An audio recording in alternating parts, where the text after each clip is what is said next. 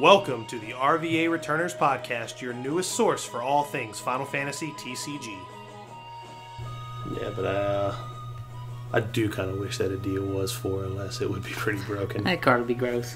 Yeah, I agree. I agree. But you know what else is gross? That we're back. Guys, welcome back to the next episode of the RVA Returners Podcast. I'm your host, Chris Adams. With me, as always, the often imitated, never duplicated Adam Lane.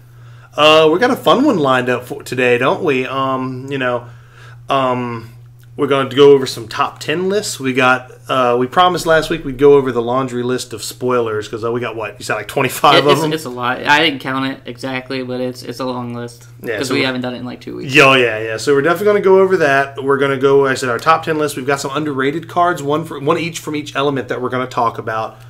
But before we dive into all that, let's go ahead and get started with what we like to get started with here, and that's the news.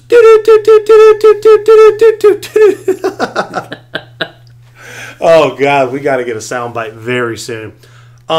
So as far as when we actually just started recording right as the California Crystal Cup ended, big shout out to Joshua Medeiros taking the whole thing down with his Ice Lightning deck, 2-0 finish, 2-0 in Grand Finals.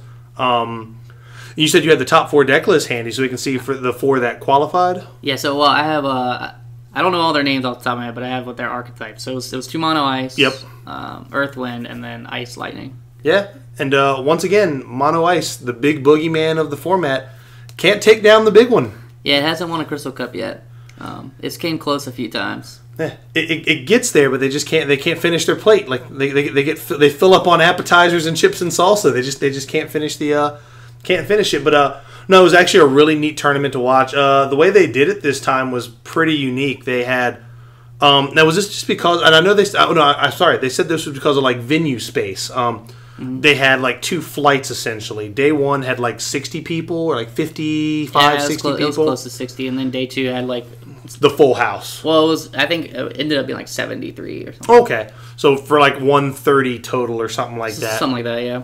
And each day they cut to a top 16, and then after that, so on the last day, which was today, day 3, was a top 32 that they all did 2 out of 3, which pretty interesting. Man, that would have been great to have the other crystal. Once again, would have been great to have the other crystal cups, but I get it. Venue space, I believe, was the issue there. They're doing a similar thing at Gen Con. Yeah. So congratulations to all the players out there. It looked like it was a really good time, man. If I could have made it out to California, I would have loved to have tried my hand at that one just to get some redemption from Kansas City. But awesome. We'll dive more into that at another time. But let's get to these spoilers. Oh yeah, we got a lot. Yeah, we don't want to make this because this is going to be a long episode, but we don't want to go too crazy. Give you all something to do while you're working. So we left off with the Ice Searcher. I can't remember. Ysayle was the last one we did. So first we got the play FFTCG spoiler, which was Snow. Mm-hmm. It feels like it was real so long ago. Oh, it does. We never got a couple weeks ago. So it's a 3 CP forward, 7K, Final Fantasy 13. Sure. If you control Sarah, he gets 1,000 power, and if you control a 13 forward other than Snow, so he gains 1,000 power. So, basically, if you have a forward Sarah out, he's a 9K. Yeah. Nah, he's fine. I don't really see him. I can see him seeing a lot of play in title decks, but that's about it. For sure. So, we'll just move on. We're going to move right along. A lot of these we're going to power through because some of these just aren't. They're not lighting the world on fire per se. Yeah. So I think the next one I had was Epitaph. He's a 3 CP Earth backup. Mm-hmm. When he comes into play, you can search for a king. I believe it's a king. Yes, yeah, he is the World of Final Fantasy searcher or the crystal. He's the crystal. Is it Crystal Chronicle? Hold on, I'm double checking. I'm pretty sure he's the Crystal Chronicle searcher. Yeah, you're right. Yeah, Crystal Chronicles forward. Yeah, so he searches for So he's category tutors are never bad. It just kind of sucks that he's an Earth because Earth already had. If you're running Earth cards, you're probably already running Mog Mobius. And granted, I can see the reason for both. He's an immediate payoff. Yeah, if you have a target, he's better than Mog Mobius just because he doesn't have to break himself. You don't have to worry about like Emperor shutting it down. He's just gonna get his card and stay on the board. Exactly. But if you're looking for something that's breakable, then he's worse than Mog Mobius. So it depends. There's room for both. And it really just depends on how good Crystal Chronicle stuff. I mean, Leo's really good. Yeah, I agree. And Mira already has a Searcher. Exactly. So okay, we'll see where that goes. So next up we had the Meta Potion spoiler, which was a 2 CP Dragoon, Lightning Forward, Tactics Advance 2. He's a 5K. For each Dragoon or job named Dragoon that you control other than Dragoon, he gets plus 2,000 power. So, I think he's great. I think that card is absolutely great. Yeah, I actually like this card a lot, just because it almost feels like a Psycon Soldier. Yeah, but they kind of tutor each other out, which is maybe a little bit better. But they're overcosted for but they get to search. They're filtering a card, so really they're not overcosted at all. So this does a similar thing. But I think if like one or two other Dragoons other than this are playable, you can just play this in a Lightning deck. Right, and we'll get to a Dragoon a little bit later that is incredibly playable. But I think it's a great 2-drop. I think it's fantastic. Yep. So. Next we have the new lock. Yeah. I think it was a 4 CP 7K. Yeah, he's a 4 CP 7K, and he kind of does what the starter Balthier does when he comes into play. You look at the top 5 cards of your deck, and you grab a category 6 forward from among them and put it in your hand. I'll be honest, outside of title, I don't see this guy seeing play. His text might as well just be discard me to make the real lock unblockable. Yeah, so his text should just be, hi, my name is Lock. Yeah, pretty much. Like he could literally be a blank card with just the name Lock on it. Yeah, I don't think he sees play. I don't think even as a 1-of. I mean, yeah, you could put him in as a 1-of just for Mirage Dive, but I don't even know if it's worth the deck slot, to be honest. It isn't. And there's and you have a card like Scholar that you can kind of break whenever you want it to do the same thing. Yeah. So, like I said, title Superstar, that's about it. Yeah. So next card we have is the 2 CP Earth Scholar. It's a backup Tactics Advance 2 standard unit. For 2 Earth, tap, break. Choose an Earth, summon in your break zone, add a Tyrion. That seems like we got a cycle of cards here of backups and cards that were all about recurring summons from the break zone, it seems like. That's going to be pretty powerful. I think the fact that this is seen on a few cards already, and I think it's seen on a few more coming up, that's pretty powerful. Especially with some of these summons we got in Opus 5, and Opus 4, being able to recur your Hecaton chairs, that's not bad. So... Yeah, I mean, recursion's never bad. He's a 2 CP backup, so they're always pretty playable. Absolutely. I think he's good. Not much more to say. I agree. So next we have the FFTCG spoiler, which was PUJ. I'm not sure how you pronounce it. PJ. So he's a 4 CP 5K EX burst. When he enters the field, you may search for 1 job Prince and add it to your hand. Doesn't specify deck. They really need to get better about certain wordings. So I know we were joking. We've been on a couple podcasts this week, and we were joking on one of them that a few other cards don't specify decks, so you're just gonna start searching your binder. Yeah, just go up to the counter, buy a single of a card, and all right, well here he is. But yeah, I mean it's obvious that it means deck. I'm just saying they need to be consistent on the wording. But the fact this guy's a forward probably hurts him. I just think he's overcosted for what he does. Yeah, he's EX burst, so maybe he might warrant a 1-of slot. But I don't think he's going to do enough for a deck that already has a ton of searchers, and you're really just searching for Scott or Gordon at that point. But if you really want to search them out because they're both water forwards, you're just going to run Merleweb. But we haven't seen Scott yet, right? We saw Scott. Scott was in the remember that crop of spoilers that had 2-drop Celis and Hugh.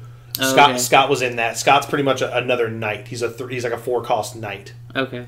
Well, he's a prince, but he gets plus 1K for each backup you control, and if you control Leo, him and Gordon get Brave. Okay. That's what he does. Okay. So this guy probably not playable. Yeah, I mean, I think it really depends on how good the Knight Prince deck is. Sure. Because I mean, they're already running Gordon in there because Clady is good. Yeah, I agree. So it really just depends. Next is the 2 CP Wind White Mage. It's a 14 card standard unit. When it enters the field, choose a card in your opponent's break zone and remove from game. For 1 colorless and break, choose a card in your opponent's break zone and remove from game. He is a Phantom Zone projector from the old Verse card game. I was a big fan of that card. I like this card.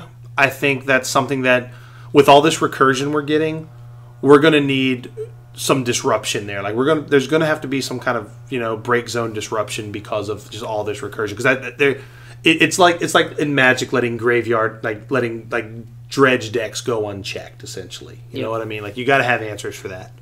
So yeah, I think it's fine. Right now, Yuna's really the big answer. Yeah, again, it's a 2 CP backup that does stuff. It's not bad. It's playable. Absolutely, and that gives Win some options against like, oh, they play their Gal, cool. In response, I'll break this, and you target your monster in response, I'll just remove it. Yep. So Gal loses value there. So good card. Next card. So the next 2 cards are from Matt Rice that he spoiled. Yep. So first is a 3 CP Win Chocobo, standard unit, obviously 3K power. So like way understated. Super undercurved. When it enters the field, you can play 1 card named Chocobo from your hand, put it on the field. I think that's good. I think that's actually a fine card. It kind of starts a little chain action here. Fat Chocobo into this thing, into another one or something. Yeah, and then you got Chocobo Knight, which kind of does the same thing, but it has to wait a turn. Exactly. Taste. So I think this bird deck is, they have a lot of fun like vomity pieces, but I'm just worried if like you're just playing these understated dudes that are just playing other understated free dudes, then how are you getting through? But maybe just getting enough guys on the board is good enough.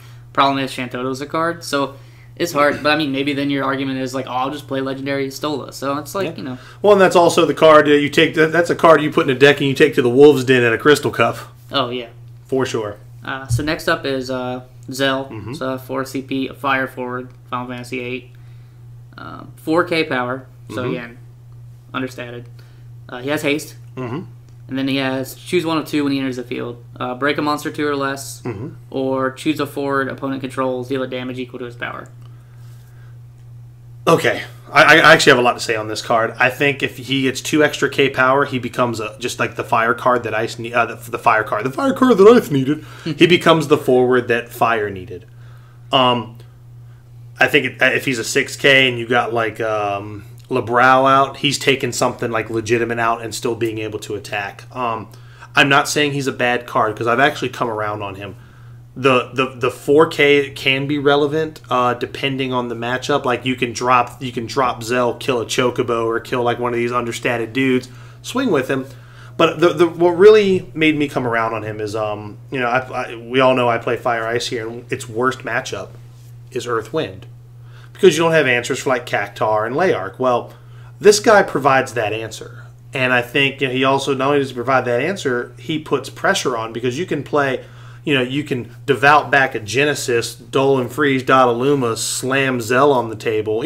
Or like, you've got, he creates some lines that the deck didn't have before. He's no more than a 1 of, maybe a 2 of, because I could... In there's a world out there where I could see him replacing the deal 4,000 when he cut Furion into play. Because you're essentially Furion, right? Because you're essentially doing the same thing, except Furion can take a hit, Zell really can't. But also on the flip side, Zell's coming in when he hits the board. So I think the card has merit. I don't think he's as good as he could have been, but I think the card has merit. Yeah, I agree with that. I think there's a lot of cool plays you can do with him. I really do think, I'm of the mindset that take away haste and give him plus 2,000 more power, and this guy's an all-star. I agree. Because then at that point, with LeBrow out, say you're playing Mono Fire and you're running LeBrow, now I'm playing a 4 CP guy on a 5K body. My bad, because he's a 6K at this point. So 4 CP, 7K, that's killing a 3 CP forward. And then if you have Luneth out as well. Yeah, then you could kill a 4-drop. So, right. but that's 3 cards. I feel like that's fine. It's fair. Yeah, it's very fair. It's really good, but it's like, you set up for it. And you can also respond to that. Like, if you're able to remove Luneth or break LeBrow, then I don't kill your 3 CP or your 4 CP or whatever I'm trying to do. Exactly. So I just feel like I'd rather have that over the haste. However, that doesn't make him a bad card. I think he's a fine card. And I think people will definitely try to fit him into decks for sure. Yeah, I love him. I love him as a 1, maybe a 2 of. So I'm looking forward to giving him a shot because I think I was a little bit more harsh on him than I should have been. But he went from being an okay, he could have potentially been a superstar, and now he's just a good card. Yeah. So next card is the EXP Plus spoiler. So it's a Raptor. It's a 3 CP win forward, 6K. If you control a Final Fantasy Tactics Advance 2 forward other than Raptor, Raptor gains plus 2,000 power. This is Tactics Advance 2. Yep. I think he's a good card. I know there's some heated debates happened online over this thing. this card's not going to be in a standard units deck. It's not good enough for that archetype. This card 100% goes in some sort of Wind, Lightning, Tactics Advanced 2 deck because it's going to be a 3 mana 8K. While that is kind of vanilla, it's a body on the board that deck probably needs to take some of the heat off of Dell and some of the heat off of Alua and just a blocker. Now you've got a legit blocker. Mm-hmm. I think the card's fine. I think it's great in title as well. But it's not going to be replacing stuff in like a standard units deck. It just isn't. Yeah. I think this card's not good. Mm-hmm. Just because the more I thought about it, would you play a vanilla 3CP 8K in any deck? And I'm talking about in constructed. Sure. And my answer to that question is probably no. Mm-hmm. I don't think there's any deck that would run a card with no text. Mm-hmm. That's just a 3-drop 8K. Mm-hmm. And then it also got to have me thinking is at what point would I play an overpowered, a 1 point above curve forward? And I think 2CP is the answer. Mm-hmm. I think a 2CP 7K would probably see play. Well, I mean, Ursula's a 2CP 6K, which is very over. That's one Star over. Maglione is also a 6K. Mm-hmm. But I think just a blank card, that a 2CP 7K might see play. And even then, it might not. Mm-hmm. It really just depends on what element it's in. Mm-hmm. So I feel like, at best, that's what this is. Sure. I can see that. Again, it's playable in, title. Mm-hmm. It's not terrible in sealed either, because I'm sure there's going to be a lot of support. No, absolutely. So, I mean, it just depends. But I just don't see it seeing play in standard. And it's if you're playing a Tactics Advanced 2 deck, I can see the argument for it. But I do agree with those counterpoints that, it is vanilla. So so the next card is a Fire Monster, Mm-hmm. 2CP Ruby Dragon. So Final Fantasy 8 card. Mm-hmm. For 1 fire, 1 colorless, break it. Or put it in the break zone. That's different. Mm-hmm. Choose 1 forward, deal at 8,000 damage. I think it's fine. It's a piece of removal that only costs 2, and it does 8K, and you can kind of pop it whenever you need it.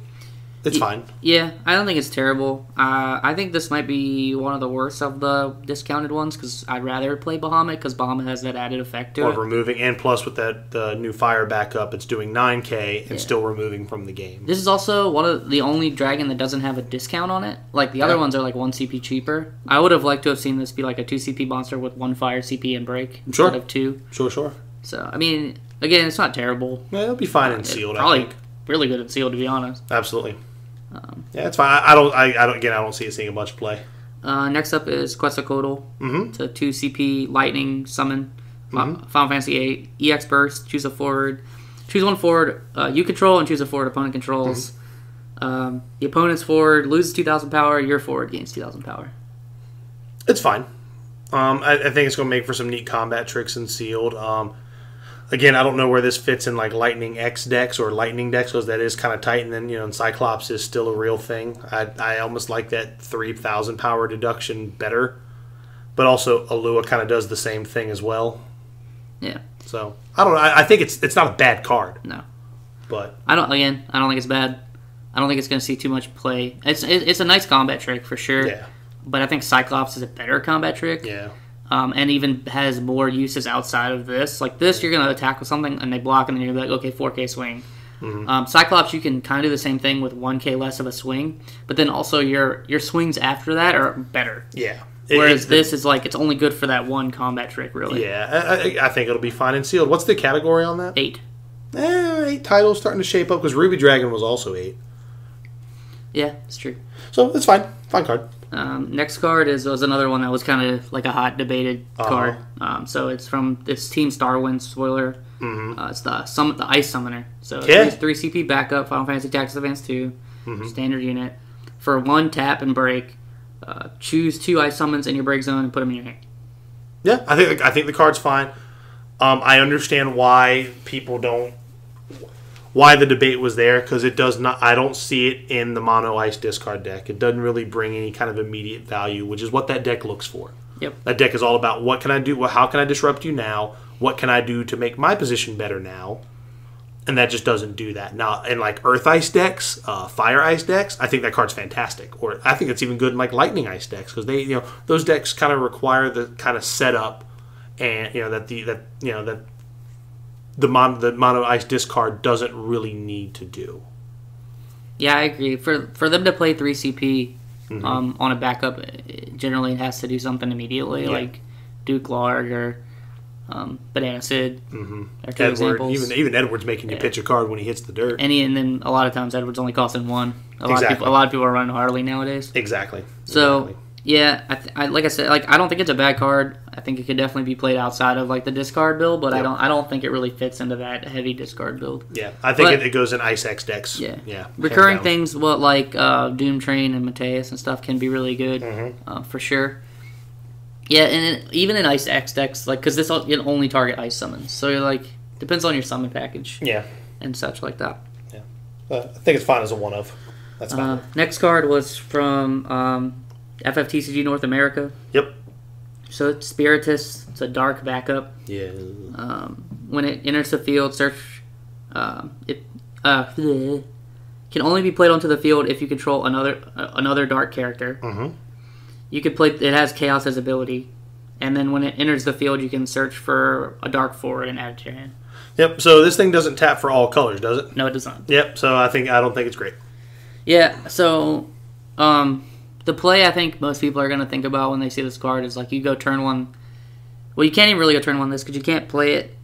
Yeah, you have to have another. Oh, dark my bad. card. It can be played if you have. Another okay. I read that wrong. I'm sorry. Okay. So it's Chaos except without tapping for all mana. Sure. So you could go turn 1 this guy, get your Camelot, next turn play Camelot, get your Chaos, and now your mana fixing is gone and it's online and you have Camelot on board. It is expensive though. It's not terrible. The problem is now like you're running a lot of dark cards at that point. Yeah, and your backup line is now looking kind of janky because you've got this. Unless, now the question is, if you have Leo on the board, can that thing now tap for any color? I believe so, based on the way Leo's worded. Yeah, so maybe that's where that thing sees play. Maybe you jam that thing in a deck where you're running Leo, but I think we're kind of getting so off the rails at this point. But I don't know. Like again, I don't think it's terrible, but I do think it's a bit redundant. Yeah. But if redundant's what you want, like if you're really playing for Camelot or whatever, the card's not bad. Yeah, it's true. I mean, that's my opinion, but I don't think it's going to go in like every deck or going to be some overpowered card. So. Yeah, I can't wait to see what people do with it. So. So next up is the new Leviathan. It's a 3 CP summon, just like every other Leviathan except for the last one. Actually, no, I think there's a 2 CP Leviathan too. So I think the give all the water forge 2K is 2 CP. Yeah. So it's a Final Fantasy VII summon. Select one of 3 following actions. Choose a forward turn to its hand. Earn its hand. Choose one action ability. Cancel it. During this turn, the forwards you control don't receive damage from summons. It's fine. I think it's a really good card. I think it's not going to be... No Leviathan is going to be replacing Opus 1 Leviathan anytime soon because of the burst. But I'm not... I think that card's fine in some capacity. I know you love it because it's a 7 summon, which makes it great, for title. But I don't know. It has this kind of counterspell negate-y kind of feel to it. But I don't know, like... Are you really looking to just, like, hold that up?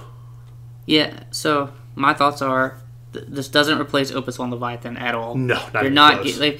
So if you're running Opus Leviathan in your deck, like, there's no reason to do some... I don't think there's a reason to do any sort of split between this card and that card. Nope, not at all. However, if you're looking for, like, a 4th copy of Leviathan and you really don't like Opus 4 Leviathan for your deck, and you don't want to run Opus 5 Leviathan because you feel like you're not going to have the hand size for it to be relevant... because both of those are still EX burst. Yep. Then maybe you think about this one. So the first ability of this is irrelevant because all the other Leviathans basically do that. There's no burst on this one, but every other Leviathan has EX burst. Yep. So you're really looking at the second ability, which is canceling an action ability, which can be good. Sure. Like say someone tries to archer your backup or something, and you're like, nah, Leviathan. Yeah. So similar things like Porum can do. However, Porum's on the board, so it's like obvious that that's an option. Right. So when you have something that like breaks to its cost, like Archer, and you cancel it, Archer's still gone. He's still going to the break zone. Right. So I mean that's relevant. The third ability is only relevant if Fire is relevant because nobody's really running the lightning summons that do damage. Yep. All the lightning summons that are being ran are like straight up breaks. Yep. So if Fire ends up being good, I can see the third ability being relevant, but even then that's like one matchup where you're playing it. So right now, like it just seems like this card just doesn't do enough. I mean, like I said, like if action abilities get out of control, then this is a card you think about. But I still don't think you run it over Opus 1 Leviathan. Right. So. Absolutely, because you flip this thing off the top on a burst, you're like, man, exactly, because it's just not there. Agreed. Yeah. Moving right along. So the next one is Sid, Final Fantasy XI Sid. Mm-hmm. So 4 CP backup. Mm-hmm. When Sid enters the field, choose one of the following 2 actions. Look at the top 3 cards of your deck, add 1 card among them to your hand, and put the rest of the cards in your break zone. Mm-hmm. All forwards you control gain plus 3,000 power until end of turn. Okay. I'm going to tell a quick little story. Fire needs some kind of generic search. There was a team in Versus I loved to play called the Arkham Inmates. They were around since like the beginning of the game. They never got a tutor. Instead, they got this stupid card that lets you look at the top few and grab one. That's kind of what this feels like to me. Like it's like let my guys have a search. I can see how an effect like this is good because brainstorm effects are never bad, ponder effects are never bad, but I think for the cost, I just don't think it's good enough for Fire. Now the second, giving all you guys 3K could be relevant, on like a turn where you're like, cool, I'm just gonna swing over you. Mm-hmm. I think that's relevant, especially on like maybe a turn. But again, you got to be like locked and loaded, like on a turn where maybe you're looking to do a Rising Phoenix. Now all of your guys are big enough to not die to it. Yeah, that's true. But again, you need to be locked and loaded to do that thing. But still, like I don't know, maybe. I think it's playable. Mm-hmm. I kind of wish that the first effect was similar to Porum instead of putting him in the break zone. Yeah, that's the other thing too. Like you're pitching them. But it's still not bad. It still gets you a card. Mm-hmm. I could see this seeing play in like that big fire deck that I'm thinking about. Sure. But again, when does it get too expensive at that point? And this card might not make the cut because of that. Right. Because you're already running 6 CP backups. Yeah. So I'm not sure. I'm on the fence about it. I don't think it's terrible. And like you said, the last ability could be relevant for like swinging for game or surviving a Sabin or something. Yeah. So maybe maybe I'm still on the fence, but I don't know. I don't see it yet. Yeah. So the next card was a pretty gross card. So I remember I saw this in Kansas City. I think I woke up probably around like 6:30 in the morning. Yeah. And I was looking at this card and I was like, this has to be fake, right? This can't be a real card. And so Matt's like waking up and I'm like, Matt, look at this card. I'm like, he's like, and then Matt basically says the same thing, like, this has to be fake. And then like you were like kind of waking up and then we told you what it did and you're like, that sounds really dumb. So what we're talking about is Thornton in the 7th. He's a 5 CP water backup, EX burst. When he enters the field, search your deck for a card. And then he has a second ability that says when he's put from the field into the break zone, draw a card. Okay, this card's stupid, and I'm going to tell you why. The words EX burst right there at the beginning. If he didn't have EX burst, I probably wouldn't be as high on him, because he does cost 5. I agree. But the fact that you flip that thing off the top, you're getting an answer. Like if you're under a lot of pressure and that thing flops on the burst, oh man, you are getting something that's going to put you back into a decent position. I think it's good, and very rarely I think you'll be using the second ability unless you're playing it in like an Earth Water deck or a Fire Water deck. Because I liked using the new Furion to break this, draw a card, and make him better, which I think is relevant. I think it's a good card. I think it's a good card, and the fact that it has burst, that's what makes it relevant. Yeah, I think the burst is what really like puts it over the top. Yeah, honestly, the burst is what makes it look fake. Yeah, and like because really you could run this in any deck you want. Yeah, absolutely. To be honest, like it's like a 7-drop Odin that does. You're like if it comes off the top, you're like, cool, search my deck for a card. Sweet. However, I don't really know if it's going to get to that point. It's probably going to be in decks that have water predominantly in it. Mm-hmm. Yeah, I think it's a fine card, absolutely fine card. Yeah. So I mean, I do think it's really good. Like absurdly good. Yeah, anything with EX burst that just kind of lets you do whatever you want. So the next card we have is these are the cards from the Spanish Nationals. Yep. So the next one we have is Raijin. Yeah. He's a Final Fantasy 8 backup, 2 CP, Lightning. Mm-hmm. Card named Cypher you control with haste. And then he has a special, Raijin special for S and tap. Choose an active forward, deal it 8,000 damage. You can only use this ability if you control Cypher and Fujin. It hasn't been shown yet. Yeah. Well, I hope Fujin's good because I hope Fujin's good, and I would love for the second Lightning Legendary to be a Legendary Cypher. Mm-hmm. Then I think we might be onto something here because right now, like all the ciphers we have aren't great. The older ones aren't bad, but like, what deck are you playing them in? Yep. So, I think if maybe the other Lightning Legendary, because we have not seen that yet, correct? We've only seen the one. The one that we're gonna get to. Yeah, I believe that's correct. Yeah, I think if the other one's a Legendary Cipher, we could be in business here. So I'm gonna hold any opinion on this card yet. Yep. But as of if you look at it like in a vacuum, kind of like right now, not that great. But yeah. So I mean, my thing is he's a 2CP backup. Sure, which is if Fujin is also a 2CP backup, we could be in business. And then maybe like that powers up Cypher, and you have like some Kane Senna thing, or maybe like she searches Raijin, and then you can get like this thing where you're like almost like Kane Senna. I could see that being playable. Sure. And maybe Cypher is the other Lightning Legendary. I would like that a lot. I'd like to see. I know Austin would probably shit his pants if that was the case. Yeah. So I mean, it depends on the rest of the package because. Just for an S and tap 8K, it's not bad. Yeah, absolutely. As long as it's easy to get to that point. Yeah. Like, it's not crazy out of your way. So the next spoiler is from Chris Patitsky. Yep. So it's a 4CP standard unit fire backup, type 0. Dominion Legionary. Yep. When it enters the field, you can search for a card named Dominion Legionary and add it to your hand. It's a multi-unit, by the way. Yep. Tap, put it in the break zone, choose an attacking forward, it gets 1,000 power to end a turn. I think this card is great Furion fodder. That's really about it. I mean, but that's expensive Furion fodder. That's my thing. I mean, yeah, you can replay it again. Right, and that's kind of how I was looking at it. Or if you're getting real janky, if you're playing like okay. Now we're living in Magical Christmas Land again. You're playing like this Lulu control deck with Fire Lightning. You play that, get us another copy of it. You can break it to Lulu, do something, do whatever with it. Then you can just play the other one, search out the third one, kind of like you're doing with Goomba essentially. But yeah, except no one's playing that. I just wish that thing. Yeah, exactly. I just wish that thing didn't cost 4. Yeah, 14, maybe 3. At 3, I think it's a lot better. Yeah. A lot better at 3. But it's just the ability. It's a common, right? I think so. So like the ability doesn't really do much, but it's whatever. I don't think it'll see play.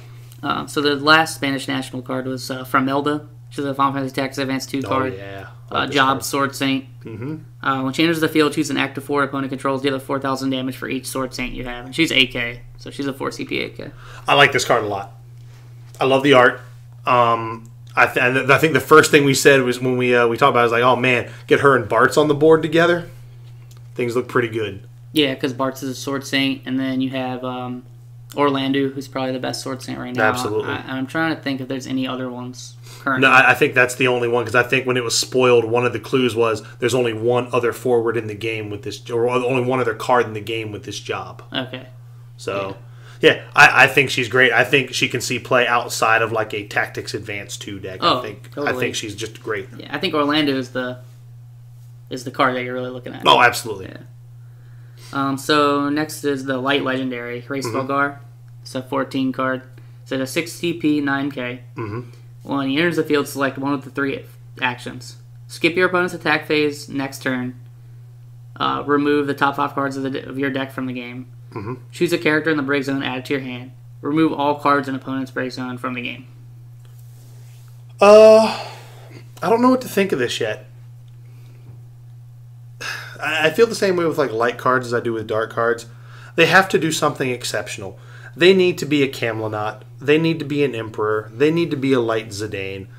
Like they've got to do something pretty extraordinary or have a lot of value. You know what I mean? And I don't know yet if this guy has that. I think if you're stopping an attack phase, you may just be prolonging the inevitable. Sometimes, though, one turn's all you need. Sure. Like sometimes that skipping it that one time could be all you need, and in that case, it's worth 5 cards. Sure.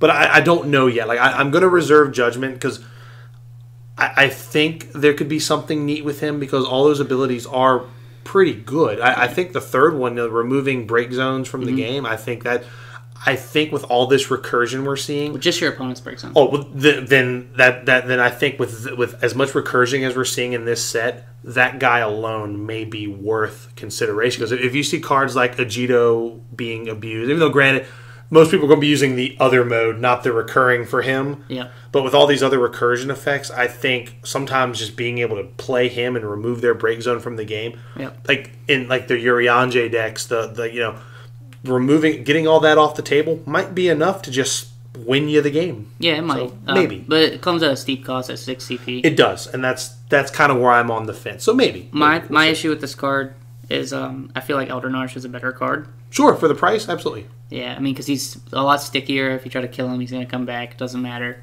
Yeah. But the 3 abilities that it has are pretty good. The second ability is way overcosted, though. Like, if you're spending 6 CP just to get a card back on the break zone, that doesn't feel that great.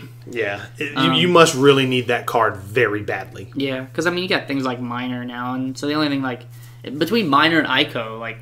You've got enough recursion, absolutely. Yeah, like, I don't know. But I don't think it's terrible. Yeah. I want to see what people come up with. I think it's an interesting card. Yeah, I agree. Kind of also lends to what the Dark Legendary is going to be as well. Yeah. Next up is the new Bahamut. So 4 CP Fire Summon, EX Burst. Choose a 1 forward, deal it 10,000 damage. Bahamut deals you 1 point of damage. EX Burst put into the damage zone. Cannot be used. It's essentially a Cactar for fire. Yeah, but not nearly as good. Yeah, exactly. I don't know. I don't know if it sees play or not. I don't like this card. No. I don't think it's worth the point of damage. Again, especially when you've got this new 6 CP backup that's making your Bahamuts that remove from the game deal 9k. 9k, and that's probably enough. Yeah, and that's my issue, right? It's like I'm dealing myself a point of damage, and I don't even know if it's technically going to kill. I mean, granted, 10k is going to kill pretty much everything, right? But there are going to be times where things can get above 10k, and then you're going to feel real bad when you play this card. I wish if you got the point of damage, I wish it let you get the burst. Yeah, that's another thing. Like, why is that bad? Yeah. It makes you more creative with decks like Ephemeral Summoner and shit like that. Like, so now you can pad this in your hand, play Ephemeral Summoner, put a Leviathan on top, cast this, deal 10k, flip your damage, return something to their hand. Yeah, and I think, what I don't understand is why they can't give, like, Fire this stuff. Like, why couldn't Zell be a 6k? Why couldn't I get the burst off of this? I'd rather just not take the point of damage and run the 8k. Exactly, I agree. I mean, that's just the way I feel about it. I mean, it's not terrible, and it is a common. So yeah. So the next card is the new Black Mage backup for Lightning. So it's a 2 CP Lightning standard unit backup, 14 character. For 3 Lightning and 3 colorless, so 6 CP. That's a lot. Tap, put it in the break zone, choose 1 active forward, deal it 9,000 damage. I don't know. It's a 2 CP backup, right? 2 CP. So that's fine in its own right, I guess. But then it's like that's expensive. All right. I don't know if this will see much play, but I don't think it's as bad as people think it is. Sure. Because you can play this early and not care. Absolutely. And then if it's going to end the game, you don't care how much CP you're spending. It's a mana sink later, essentially. Yeah. You don't care how much mana you're spending. And if they tap their guy to avoid this, you're still swinging for game at that point, right? Yeah, that is true. So you're essentially getting the active forward out of the way that you wanted to in the first place. 6 is a lot, though. So it probably won't see much play just because it's really expensive, just like how the other Black Mage is pretty niche. But the other Black Mage only hits 3 or less, like CP3 or less. I mean, 9k, that's going to hit pretty much everything. Oh, yeah. Not everything, but pretty much everything. It's not gonna you're not gonna combo this with Alcid or anything like that. You're just getting ridiculous. That's not way too much damage. Yeah. So I mean, maybe, but I don't know. Yeah. I do think people are a little harsh on it though, because I don't think it's terrible. The other one is Deep Vern, who's another dragon. So he's a 1 CP lightning monster, type 0. And for 1 lightning, 1 colorless, put him in the break zone, choose a forward, cost 3 or less, break it. Yeah, it's fine. I think it's really good, actually. You think so? Just because Urianger is a card. Yeah, that's true. And any 1 CP monster, he can recur himself. Yeah. So you can just that's a cool 3-drop, break it. Urianger, bring it back. That's a cool 3-drop, break it. Yeah, it makes Locke. I can see that. It makes Locke a little iffy. Makes Adele a little iffy. By a little iffy, I mean if you see that kind of stuff happening, you are going to think twice about playing them. Yeah. So Like I said, it's a pretty. I think it's a pretty good card. Okay. It gives him a better option in color that he didn't really have right now. Yeah, it gives him more. It gives him more kind of toolboxy options. I mean, right now he's not recurring jack shit in his element. Yeah, unless you're playing straight up Scions and you're recurring like Black Knights and stuff. Yeah. But by himself, he's not recurring anything in Lightning right now. Yeah, there you go. Because the only thing he has is Yowman, and no one's really playing that. Exactly. So. Next card is new water monster Sahagin. This is a Mogpod spoiler. Okay, yeah. 3 CP monster for 0. Until end of turn, it becomes a 6k forward. When it attacks, draw a card, then discard a card. Use this only once per turn. And I think he's fine. I don't think he's going to be like this 3 of in monster decks. Man, if he costs 2, he'd be busted. Oh, if he costs 2, he'd be busted. At 3, he's a little iffy. But, looting is never a bad effect either, right? I mean, granted, yeah, he's finally a monster that's, probably fairly costed for its size. Everything about the card seems fair. I don't know. I can see. I know we are talking about it. Like I know some. You got Marlboro, Death Gaze, and then this guy is like a 1/1/1 split. That's the only way this guy gets in my build of the deck. Yeah, and I agree with that 100%. I'm not speaking for anyone else's build. I'm not speaking for anyone else's deck. I'm saying in my personal build of the 3-color monsters deck, the only way this guy gets in is a 1/1/1 split with Marlboro and Death Gaze. Yeah, and you could probably speak because I don't play monsters, but I see the upside, but I immediately saw the downside too. I think this is better in decks outside of that, to be honest, because I feel like I'd rather have a second Marlboro to make blocking more awkward, or I'd rather have the second Death Gaze just to see him more often to get underneath stuff for damage. This guy's not really annoying. He's probably if I'm not using constant removal on their board, which granted that is something that Monsters does, is like they just keep keeping the board clear, and this guy's free, which is nice for no. Yeah. But if I'm not doing that, this guy's just gonna die. Yeah. Because I'm not. I mean, if I'm swinging into something, chances are it's probably higher than 6k. Absolutely. So I'm really only gonna get like 1 card off of him. It doesn't seem worth the. If I really want to filter more, I'd rather just up my count on like poo-poos or mogs. Yeah. But it's not bad, and like a 1/1/1 split could be good. But I don't know. I just don't like it in that build because the monsters that you play in that build, you want to do damage. Right. And you're not playing this guy to do damage. You're playing this guy to draw cards. Yep. So it's like, you like your monsters unfair, and there's nothing unfair about this card. But I mean, you could see play outside of that, like in a deck that really wants to filter through their deck. And sure.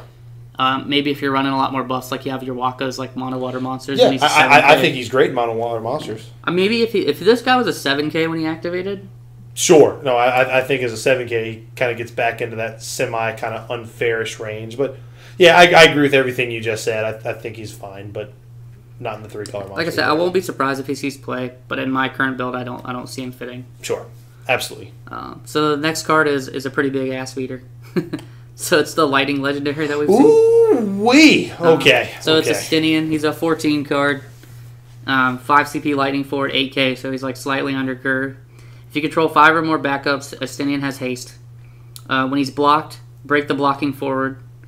For 1 Lightning, activate a Stinian. A Stinian can attack once more this turn. You can only use this ability once per turn. Holy shit. This guy is insane. And it's kind of funny, like, I've been following. I love when spoiler season comes around for a new set.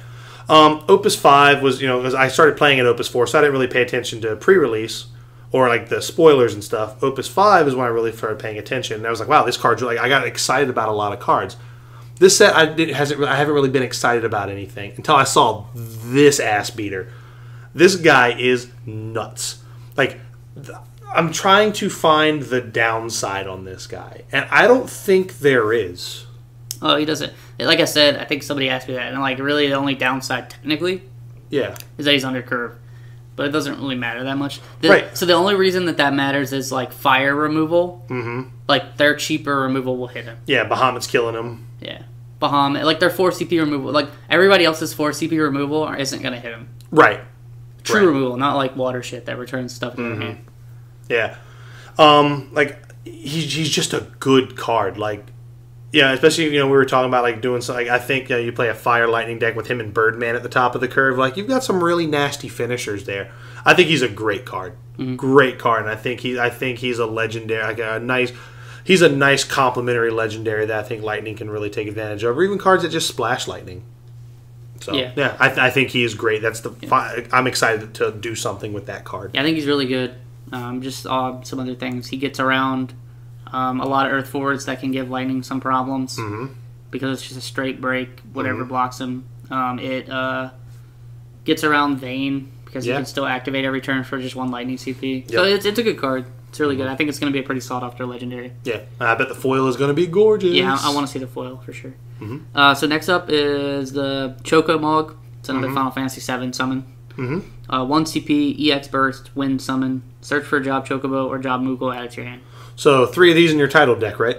No. There's only 1 Chocobo. Actually, no, it doesn't even search its own because it's Job Chocobo, and that's a standard game. Yeah, I think there's like only a couple cards. Fat Chocobo. Fat Chocobo. Might just be Fat Chocobo. Yeah, there it is. I'm not. It's got plenty of Moogles to search. Yeah, there's a lot of Moogles you could search. You got like Mobius.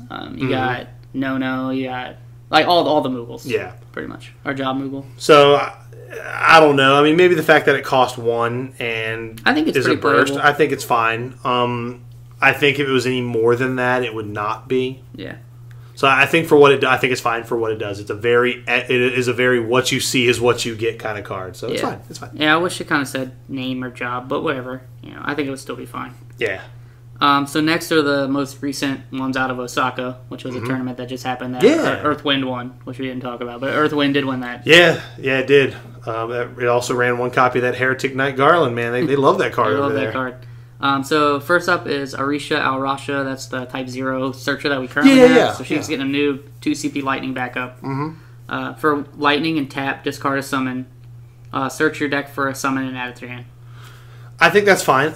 It's nothing crazy. I think it's a good ability, especially if you need a particular, because it's not limited to element.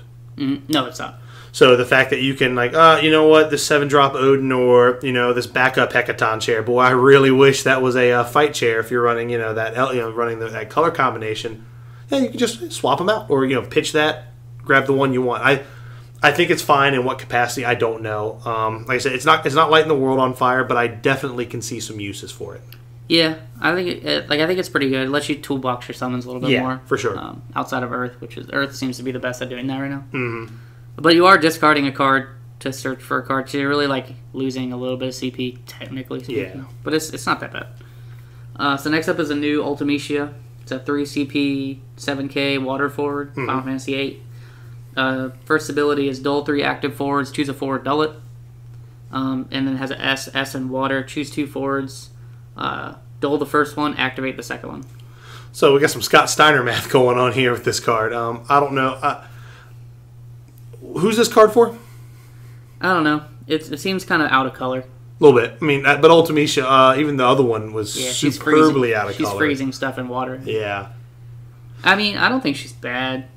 The first ability is, I don't know why you'd ever do that unless it's to end the game. Yeah, I don't know. I don't know who this card's for and what they're trying to do with it. And it's a common, though, right? It's a rare. Okay. The S isn't bad, but it's an S. Yeah. So, I don't know. That means you have to run more than one of her for those keeping score. Or you're running the bigger one. Yeah, which, again, I don't know what you're doing there, but that's fine. Yeah. So then, there's 2 more cards left. So the next one is Mont Blanc, 2 CP, fire backup, Final Fantasy Tactics Advance 2. He's a Moogle. Fire, tap, choose a forward, deal it 2K for each category, Tactics Advance 2, forward you control. Boy, that title deck just got a great piece of removal. Yeah, pretty good title. Outside of title, there's not a lot of fire, Tactics Advance 2 stuff, a lot of fire stuff, Tactics Advance 1. Yeah, that's true, because you have Marsh and other Mont Blanc. But, yeah, so it's not quite as good there. Yeah. So I don't know. I think title is great. Outside of that, nah. Yeah. So the last card is the Gigas. He's a 4 CP Earth monster. For 0 until end of turn, he becomes a forward with 9K power. When it attacks, Gigas doesn't activate next active phase. You just only once per turn. He's a good blocker. I think this is overcosted. Yeah, I agree. I don't think it sees much play at all. I was really trying to find some silver lining there, but it's not great. That's literally all he is a blocker. Yeah. That's literally it. Yeah, not a great card. Not a great card at all. So, wow, yeah, that was the last one, wasn't it? That was it. So, we've got, pre-release is next week. So, and there's how many cards we think are left that we haven't seen yet? Probably a little bit less than half the set. Okay. So there's still a lot to unpack here. And I'd say like around 60 cards. Okay. And we can probably expect to see those going into pre-release, but I don't think we're going to end up spoiling those. We're probably just going to save the rest of the set for the element reviews. Yeah. So we'll have those. We'll have those up. I know you're good at doing those. I'll probably join you for one of them. Maybe you can get Austin on the 2-hour ice episode again. Well, we're keeping it slim this time. I'm gonna keep it down. Yeah. So yeah, next week is pre-release. So we'll unpack the rest of those when they get here. So. With that being said, now let's get into kind of the fun that we wanted to do. We've been wanting to do this for a while, actually. And we've seen, I know Cosmer, when he was doing when he did the... he did them by element. Yeah, he did them by element. He did top 5 for each element. And, there can be a lot of scrutiny there. And, I expect what we say to have a lot of scrutiny as well. So that's why we're going to, before we get started on our top 10s of each card type, we're going to say these are our personal opinions.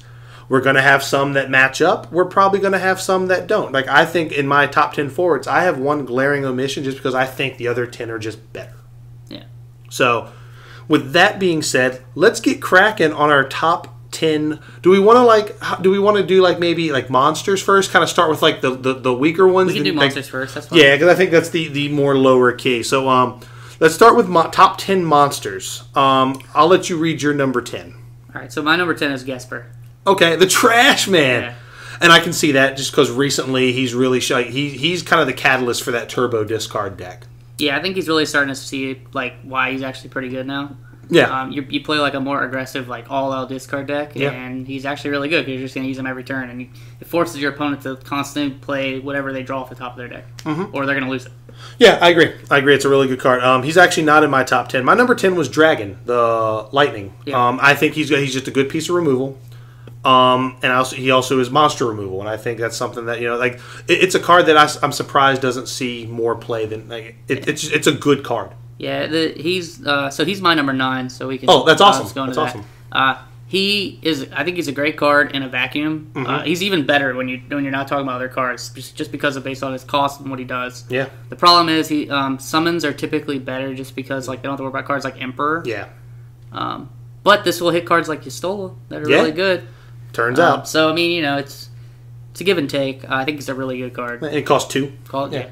Super good. I think it's a good value card. And so they said that was your number 9? That was number 9. Cool. I guess we'll go back. My number 9 is Behemoth. Okay. So we've got another lightning monster. I think he's, again, especially if you're running the lightning build with Azul, I think Behemoth is just a really powerful monster because he's another one that kind of has that Dottaluma style effect that when he receives damage, he's slapping 4K onto, or he's slapping half of its power. Half of the damage that he receives back. Right. So, chances are you're blocking an 8K with him, so he's going to put 4K on, or he's going to block a 7K, put 3K. So the fact that he can deal more than he has. Yeah. So and the fact that you can get them back with Azul and stuff like that. I think he's a good monster. Yeah, I think for sure. He's not on my list. Okay. So my number 8 is Cleone. Sure. I've actually got Cleone further. I got him on my list a lot further, closer to the top. So the reason I have Cleone lower is because I feel like Cleone doesn't fit in a lot of decks that the other ones would. Sure. He's very specific in what he does. If you're playing this card, you're not running summons. Literally, that's just what it is. Yeah, absolutely. If you are running summons, I feel like you're hurting yourself. Yeah. So really, you're just you're all in on the monster plan. You're all in on the Cognazzo plan at that point. You're not running summons in your deck. You're going to let your deck and your other cards do the work that a summons would normally do. So that's why I have him rated a little bit lower. I think the card is really insane. I mean, just putting it out there is a huge deterrent. I mean, it's a free cancel that you don't even have to think about. Absolutely. However, a better player can play around it and can make it hurt for you. And a perfect example is the grand finals of the Crystal Cup Boston. Well, Okimoto made a pretty cheeky play with Emperor. Yep. So I think it's a really good card, but I do think that there's an ability to outplay it, and I feel like not having summons in your deck can be a bit of a detriment sometimes. Sure, absolutely. My number 8 is actually Flan. I have that way higher. Yeah, Flan is I think Flan is we've seen since the rise of the current discard build, since the end of Opus 4. Flan, it searches for itself, so it filters cards. You tap, break it, discard a card. He costs 2. No, it costs This one. Costs one. Costs one. So it's one ice and tap to search for another copy name, and then tap and break to make them discard. Card's insane. Yeah, totally. I think it's a great card. So my number 7 is Marlboro. Mm-hmm. It's a 3 CP monster. Mm-hmm. Costs a water to activate. When it's blocked or is blocked, it reduces your whole opponent's field by 2k. Yeah, insane card. It's mainly a blocker, but it can be used as a really awkward attacker too to end the game. But it's mainly used as like just to deter people from wanting to swing at you because you have to swing it with a 9k just to not trade with it. Yep. I've actually got Marlboro higher on my list. I think that's an insane monster. I think the monster is crazy. I just think that other cards are much, like just their CP cost is much better for what they do. And I feel like he's just a really good 3 CP monster. In my opinion, he's the best 3 CP monster in the game. I agree. I agree with that.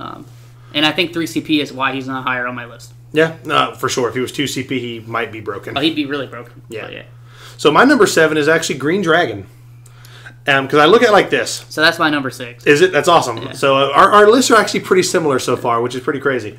I look at this guy. He is a 2 CP 7K. Remember how we were saying that if you had a 2 CP 7K earlier in the cast, it'd be playable? Yeah. Well, that's pretty much Green Dragon. Now, I realize he costs 1 to activate, but it's anything. He's colorless. Yeah. 1 colorless to activate. So the initial investment is just 2. And you just got to pay 1 to turn him into a 7K. 8K with Waka, with Marie, you know what I mean? Like, he is like the beater of the monsters. And I don't think you can, overestimate that ability. You know what I mean? Yeah, I think the big deal is that he's colorless to activate. So you don't have to worry about, like, leaving an open water mana or leaving an open whatever mana to activate him. He's colorless. He's on the bigger side at 7K for monsters, and most monsters are either like not doing anything or they're lower than that. A lot of the other ones are like 6Ks, and so there are a few other 7Ks. There's a few 8Ks, but the ones that are 8Ks are typically like 4 cost monsters. Yep. So like that's double this guy's cost. Yep.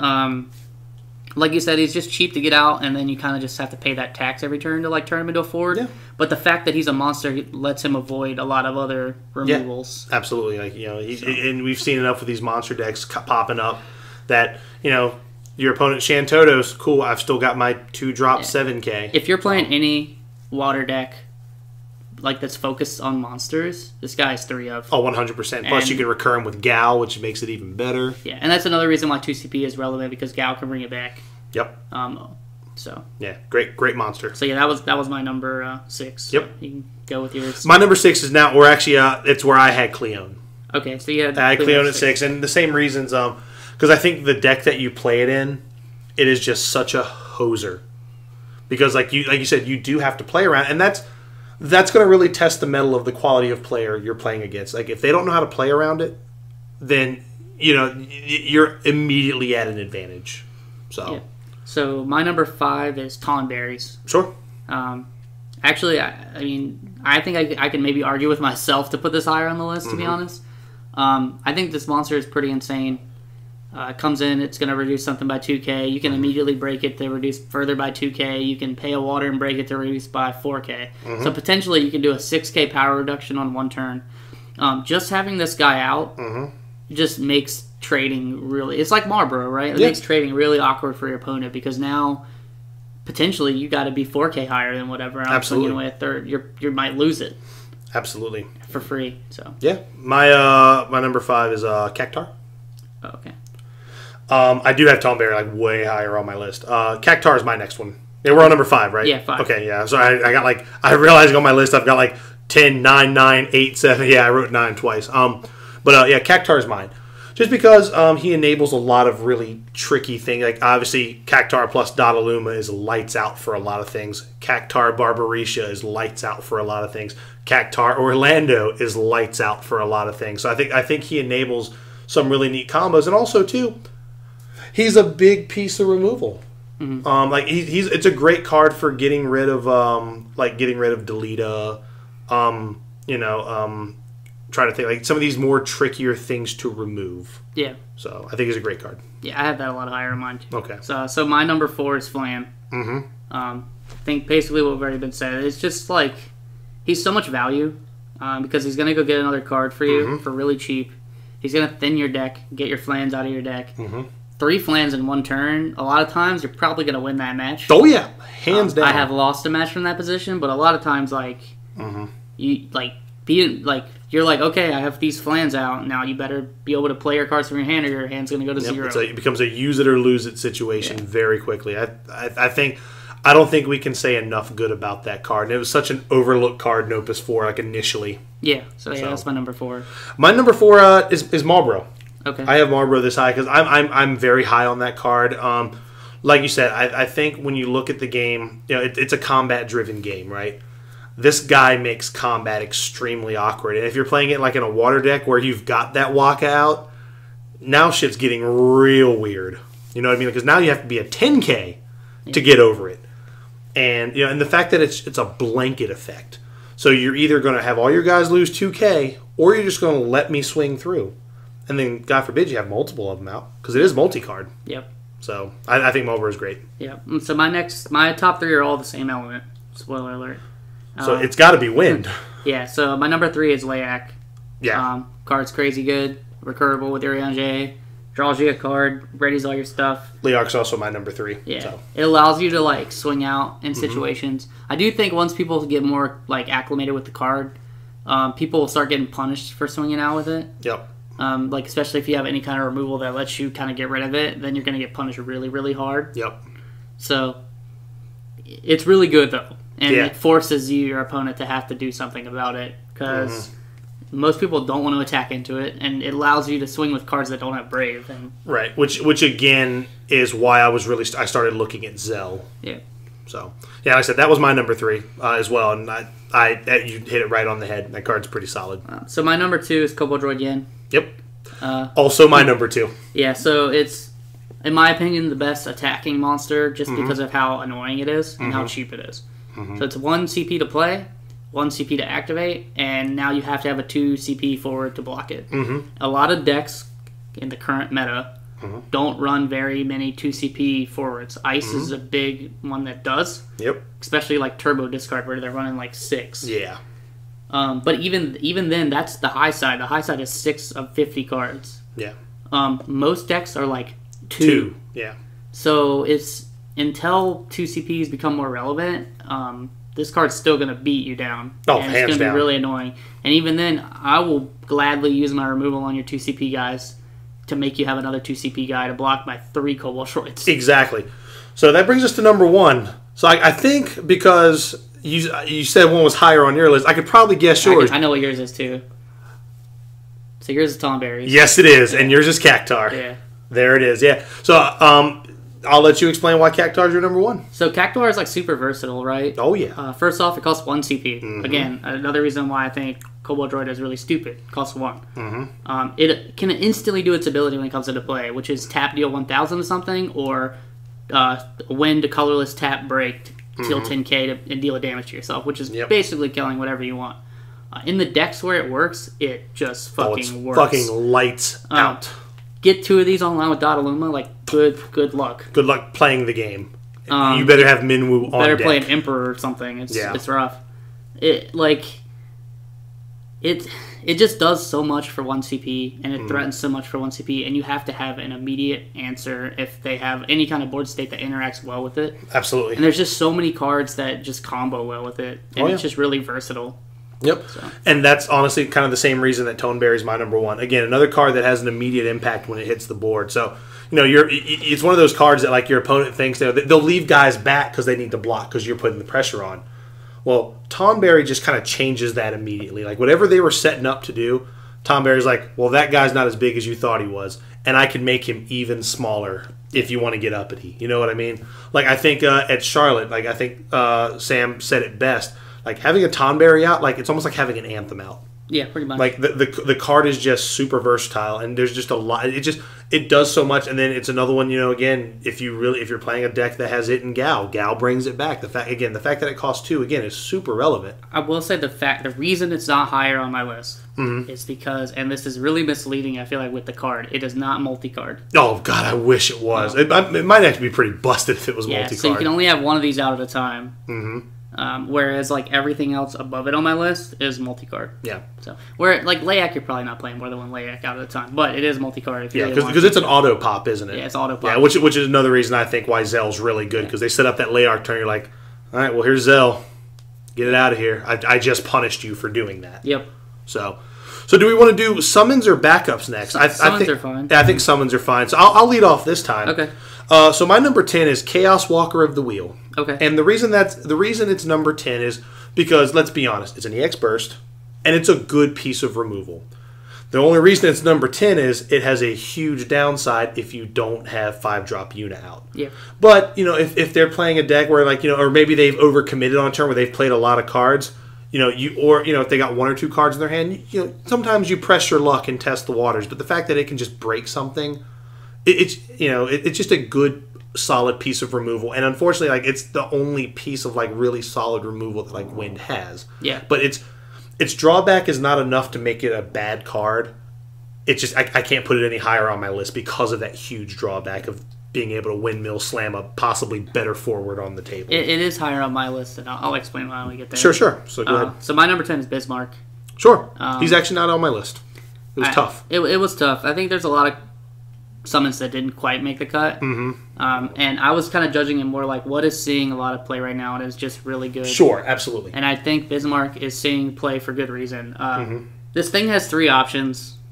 Really, you're using it for 1. Mm-hmm. I mean, bouncing a monster is nice. Okay. Bouncing your own guy to save it, cool. You can do some cool stuff because it is character, so you could bounce your own Shantoto to play another Shantoto. Yep. But really what you're using it for is a combat trick to just have something's power. Yep. And if you have Yuna out, making it cost 1 seems really unfair. Yeah. So, I mean, it's a 2 CP summon that's doing all those things. Absolutely. I just feel like it's really good. Absolutely. So, my number 9 is actually Zalera. Okay. That's not on my list. And I think that card's really good because, again, Ice is an element that doesn't really have a lot of removal options. And this is a card, and we actually saw it in the grand finals of the California Crystal Cup where they had an Alua and a Rigetti and they were putting the pressure on. They swung out and they lost them both. The fact that it does get a lot of it gets 2, 3, 5, 7, 9, 11 prime numbers. Yeah. So there's a lot of really critical cards that this thing hits, and sometimes and when Ice hits this at the right moment, it probably just wraps up the game. Yeah, it can be a blowout. Yeah. It's rough in decks where you play a lot of 4 CPs Sure. Earth. It's not very good against Earth. Sure, and that's why it's number 9. But I think against decks that aren't Earth, it just it can be a blowout in the mirror match too. Yeah, I think it's really good. Yeah. Yeah. So my number 9 is Opus 3 Shiva. Sure, that's much higher on my list. Even though it's been so the reason it's lower on my list is because less people have been playing it. Sure. And the reason less people have been playing it is because a card named Orphan got released. Oh yeah. And Orphan is just this card with a body on it. Mm-hmm. However, in much more aggressive decks, I still feel like Shiva's really, really good. It only costs 2 CP and you're dulling 2 things. I mean, chances are you're just swinging over for the win. Yeah, or just you can dull 2 things to stall for another turn or something. Yeah. It's got a lot of uses, and I think it's good. Like I said, the only reason it's lower for me is just because it's starting to see less play in the meta. Yeah, mostly because of Orphan and another card that's probably going to be higher on both of our lists. Yeah. So my number 8 is actually Exodus. Okay, that is also not on my list, but that was really close. And the reason he's on there is mostly because of a card named Camlanot. Yeah. Just the fact that it's one of those things that could turn into, and this is kind of the opposite of Zalera. This is when your opponent has a ton of 4-drops and they're really putting the pressure on. You just drop that thing, name 4. Cool, I just wiped your board. Yep. On to the next turn.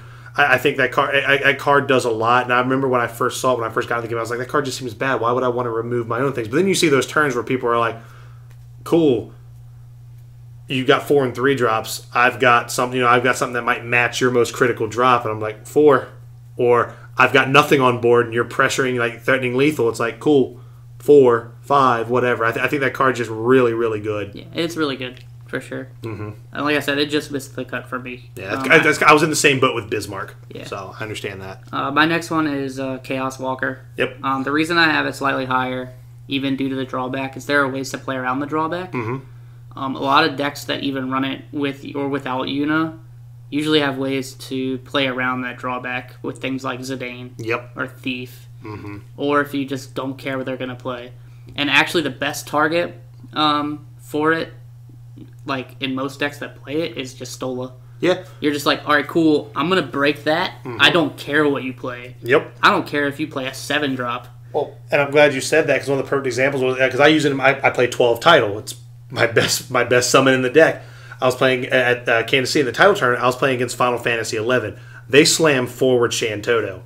I don't give a shit what they're playing after that. I'm getting rid of that because that card could be a problem later. But again, sometimes the drawback can bite you. A guy played against me in Kansas City, and he got bit real hard. So when he tried to remove my Bonga Thief, and I threw a gal down and got the Bonga Thief back. Yeah. So Thanks. It can put you in situations like that, so it can be risky. But if you can like mitigate the risk, is what I'm saying. Absolutely. So moving on, my number 7. Well, this should be your 6, right? No, 8 was Exodus. I went Chaos, Zalera, Exodus. So we should be at 10, 9. You're right. Yeah. You're right.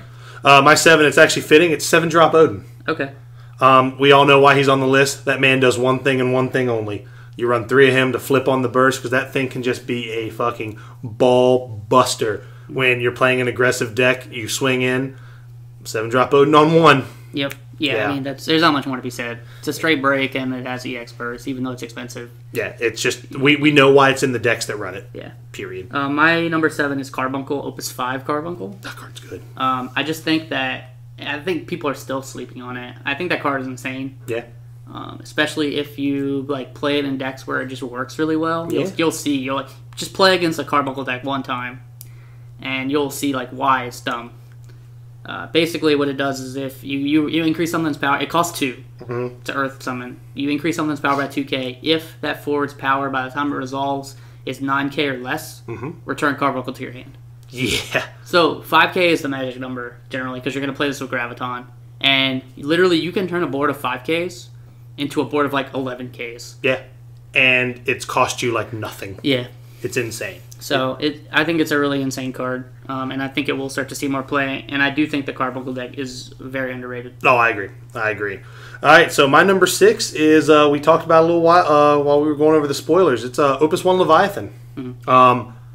Again, we got another EX burst. There's nothing worse than having this thing. You're threatening lethal. 6 point of damage. They flip this bastard over.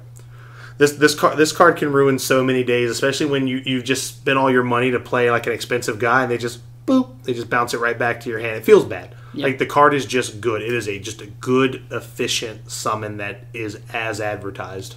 So, my next one is 7CP Odin. So not really much more to say, honestly. Yeah, you're playing this to come off the top, and if you have to hard cast it, usually it's to win the game or something. Yeah, so. Card's a beater. So now we're getting into the top 5 here. This was kind of hard to order these because I think all 5 of these cards I think are just really, really good. My number 5 is Cockatrice, the Opus 5 so Cockatrice. That's not even in my top 10. Really? But I do think it's really good. Again, it's like you rate stuff typically based on like, and I don't play a lot of Earth, but to me, and I'll let you talk about like why you feel like it's good. I feel like it's rarely a 3 of, but you can make the argument for 3, and it can do a lot of things to like steal games out, and just 1 CP to not make something block can be or not attack can be really right. And that's kind of how I'm like this card just, and we've witnessed it. I've had it happen to me, and I've done it. Like this card just straight up, it's a Lightning Helix card, man. It just wins you a game. Like you just rip that thing off the top, and it's like, man, I just need to get one. Oh, okay, cool. Can't block this turn. Rip. The card is good. And it's also the fact that it's EX burst can get you to that turn where it's like, oh, they're threatening lethal. You flip that on top. Like, cool, that guy can't attack. Or, it's great for like combat tricks with like Hecaton Chair and stuff like that. So it's a very versatile card, and and the fact that the reason it's in my top 5 is the fact that it does so much for 1 CP. It does. Yeah, the cost is definitely really good. Yeah. So moving along, now we're in your top 5 now. So my number 5 is Opus 5 Phoenix. Yeah, card's good. That one was I was really looking to put that one in here. I couldn't. So I just think in the right deck, when you recur the right 3-drop, and you're killing something with this, totally worth 7 mana. Yep. Or 7 CP. Yep. It is a fire summon, which is why you probably don't see it too much, but it is really strong.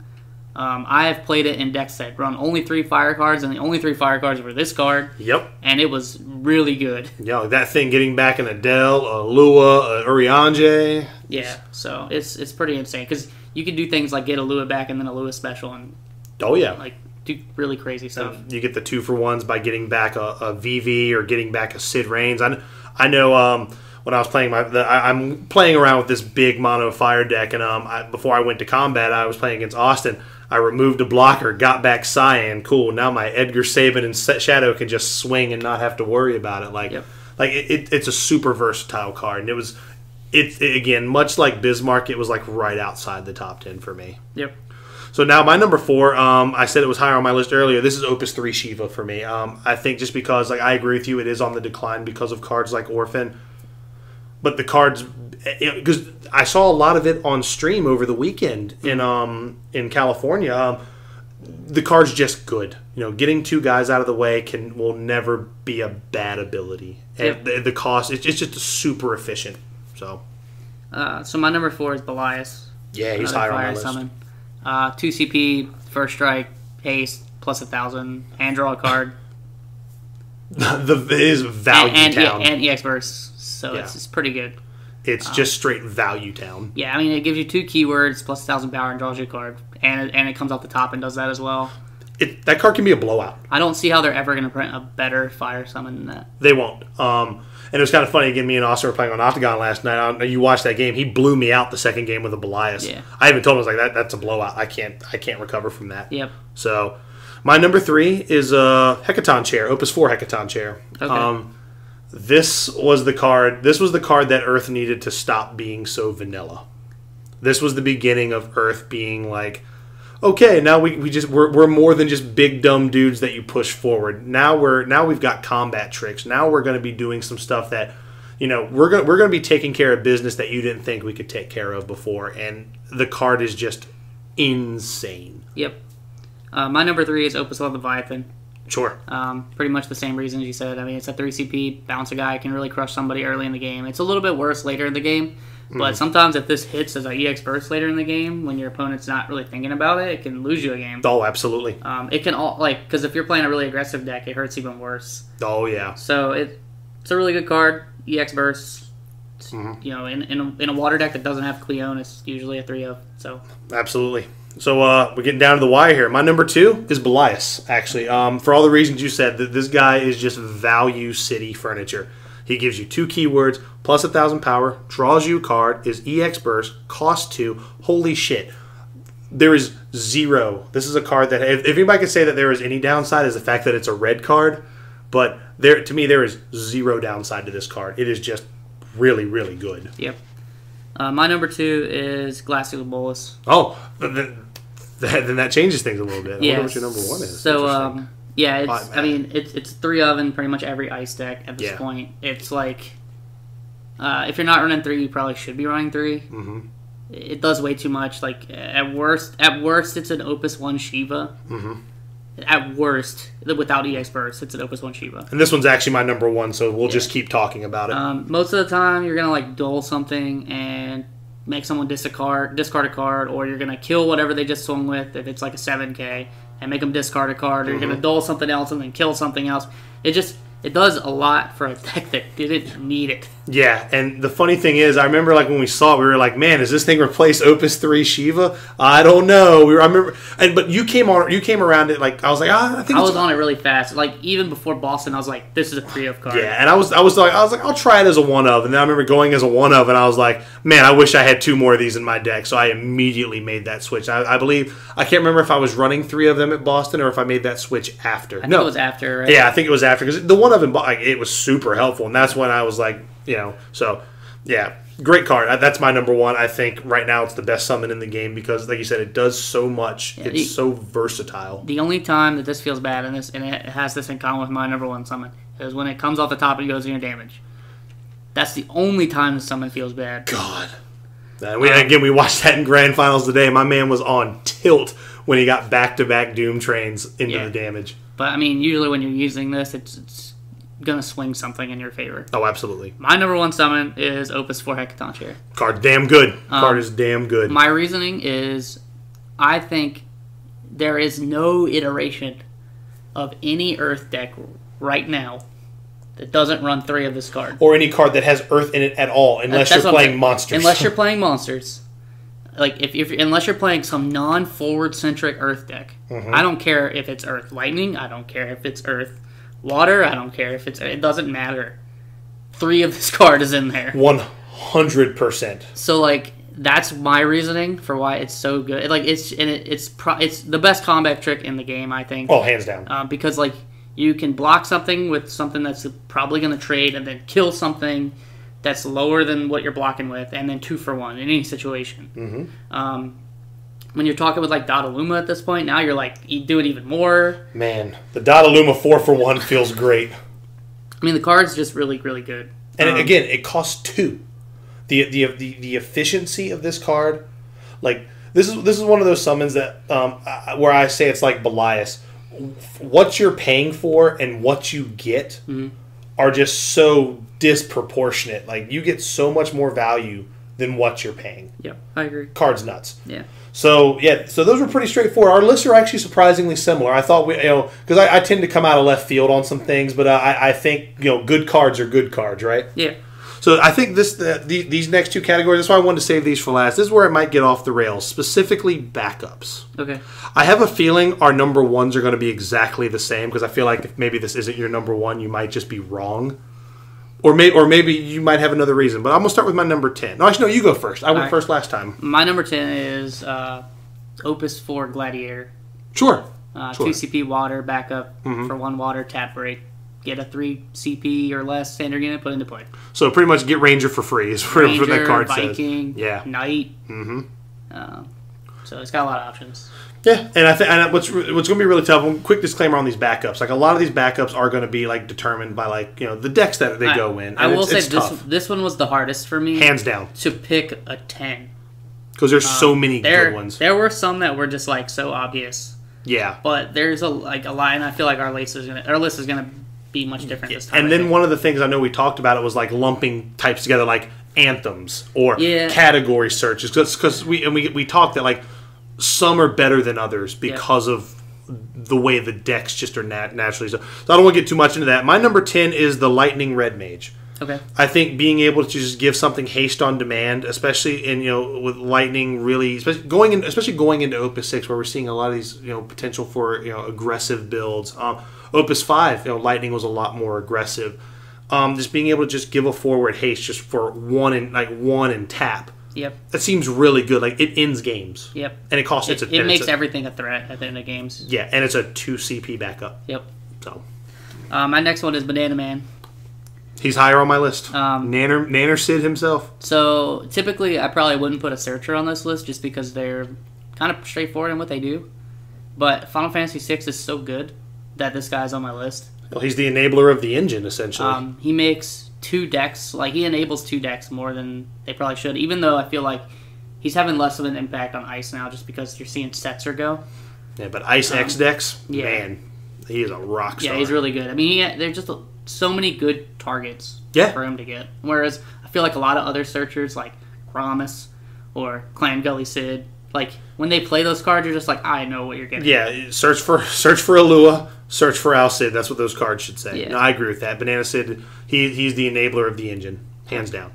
So my number 9, we're talking about searchers here. My number 9 is actually Mog Mobius. Okay. And the reason he's on there is he's a 2 CP backup, first of all. And he searches for any forward. Now, granted, he's 2 Earth, tap, and break. So clearly you're playing Earth or Earth X, but the fact that he's not restricted by category, and he breaks himself, which can be relevant. Yep. So this guy just gets you when you need a wall, you're getting a wall. I know in my Earth deck, there's been times where it's like I'll swing with my Warrior of Light, and the fact that you can do it anytime, it's not restricted to your turn. I think that's another reason it's on my list. But there's been many a times where it's like I'll swing with the Light Warrior of Light, give it Brave from wall because I've got the setup. I'll search for the other Warrior of Light to special to kill something else. Like just being able to get something on demand for a relatively cheap cost, I think is good. I think he's a very valuable card. Yep. And that's not on my list, but he was pretty close. Yeah. My number 8 is Lightning Red Mage. Sure.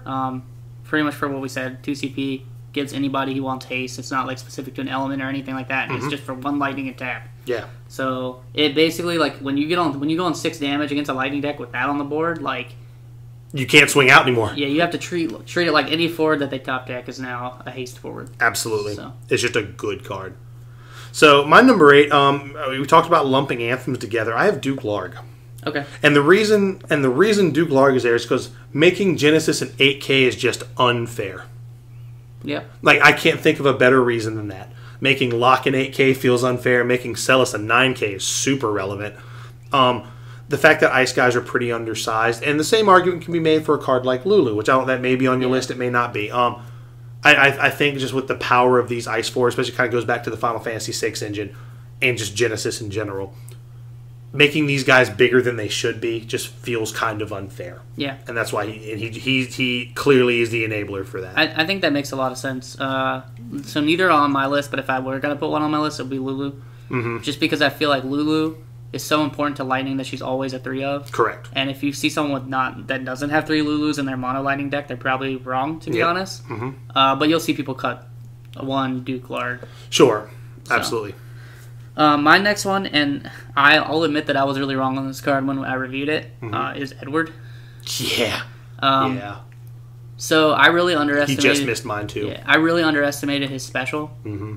And I thought that he'd be too expensive. But now that people are playing Harley, and you're playing Harley turn 1, you're tapping 1, playing Edward turn 2, is really gross. Mm-hmm. And then you just keep this guy active, and it's just S-tap to cancel any summon you want. And the fact that... Because even if you don't have it... threatening that you have it, because you don't want to be wrong. Because if you get blown out by that guy, you just kind of lose. Yeah, just kind of how it goes. It's like Eris, like Planet Protector when she's ready. Like she cancels that 9 CP ride and you just lost. Yeah, you're afraid. You're afraid to do something at that point. All right, so my number 7 is the Fire Red Mage. Okay. This is another one of those 2 CP backups that just later in the game. You got to be careful. Like, if you swing out except for one guy leaving up as a blocker and they have that thing, or if you even have 2 guys up, the fact that I can make your most valuable blocker, now I can just remove him from the equation. Mm-hmm. You better hope I don't have a way to get the other guy out of the way, or you just lose. Like that, and it's only a red, tap, and a colorless. Yep. So it's relatively cheap. Again, like it's a great turn 1 play that just becomes a threat throughout the entire game. Yeah, it's not on my list. Again, it was really close to being on my list. I think Backhouse is probably, like I said, the hardest one to do. Yeah, because there's just you can see so many ways. So my number 6 is Miner. Sure. Yeah. I think I was pretty spot on when I reviewed this card.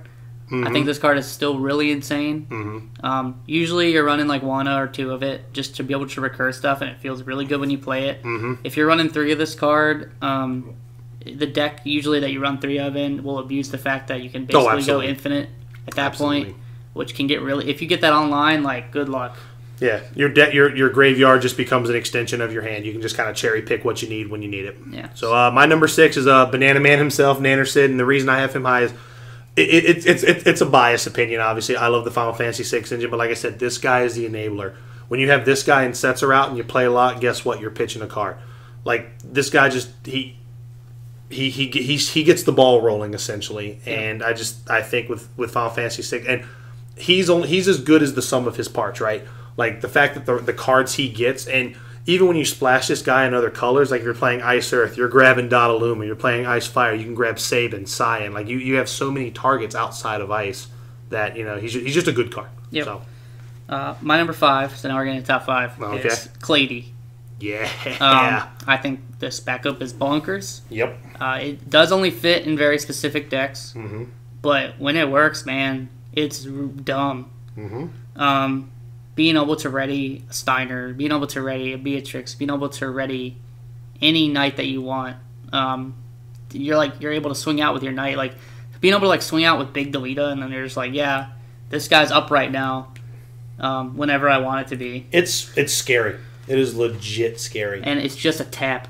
Also, you can make this cost 1 with Destin. So I just think it's really gross, and I think you'll see more of it in the future. Yep. So my number 5, we're getting my top 5 now. My number 5 is actually kind of a dark horse pick. My number 5 is 7-drop Tama. Okay. And I say that because, yes, it's very specific, but just being able to get a wall back and throw that guy on the board, that feels really good. And then having that thing on deck to do it again later, like, because we've gotten so many powerful forwards here, being able to just grab something and throw it on the board just seems really, really good, especially a forward that, and you're playing that in decks that have those kind of immediate impact forwards. Yeah. It's expensive, yes, but when you play it, it swings a game. For sure. My only issue with it, is that it's really expensive. Both abilities are very expensive. Mm-hmm. And this almost made my cut. 2 CP Tama is really good. Absolutely. Being able to play a character at instant speed feels really good. Really good. Yeah. And I do think that card is underplayed, and it almost made my top 10. The 2 CP version. Absolutely. Cool. So we're on to your number 4 now. My number 4 is Heroic Yuna. Yeah, absolutely. 5 CP backup when she comes into play. Bounce something. Mm-hmm. EX burst on the top of that. Yeah. And then for the rest of the game, anything that goes from the field into the break zone, you can remove from the game instead. Yep. Absolutely. My number 4 is Jill Nabat, starter. Mm. I know she's kind of been on the decline lately, but that's another card that just she's a 2 CP backup. She never feels good on the first turn, but man, when she comes off the damage for EX burst, man, talk about just a showstopper.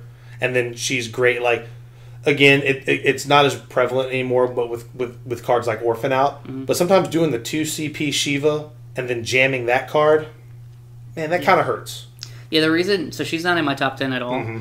And my reasoning for that is, again, it's on the decline, and Wool is a card.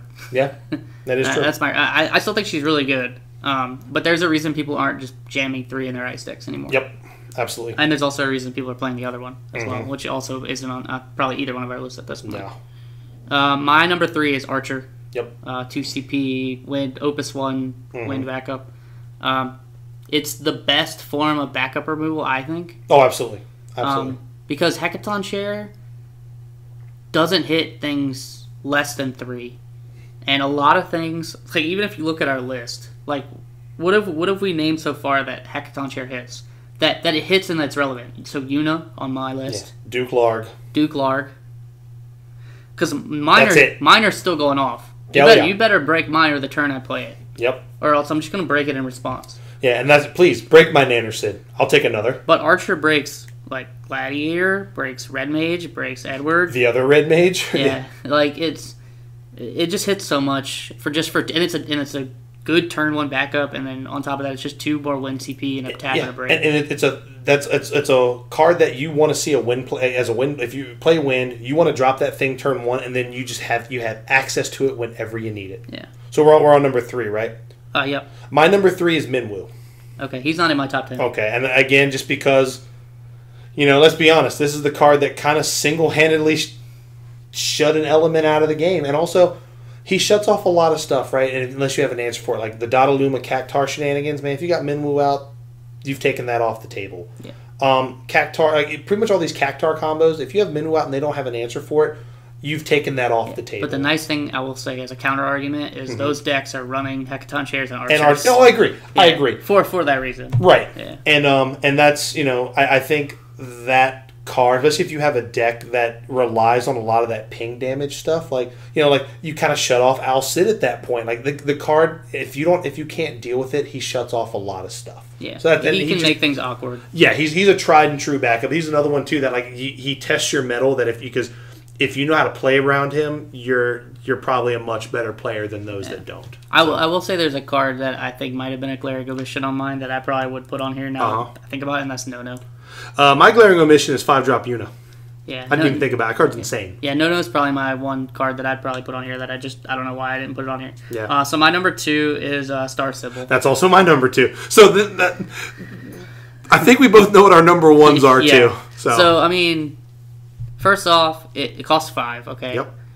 But there's a card called Similafina that makes this card cost 3, and when this card costs 3, it's gross. Mm-hmm. It's an EX burst. Yep. So even if it comes up top of the deck, you're still searching for an 11 card.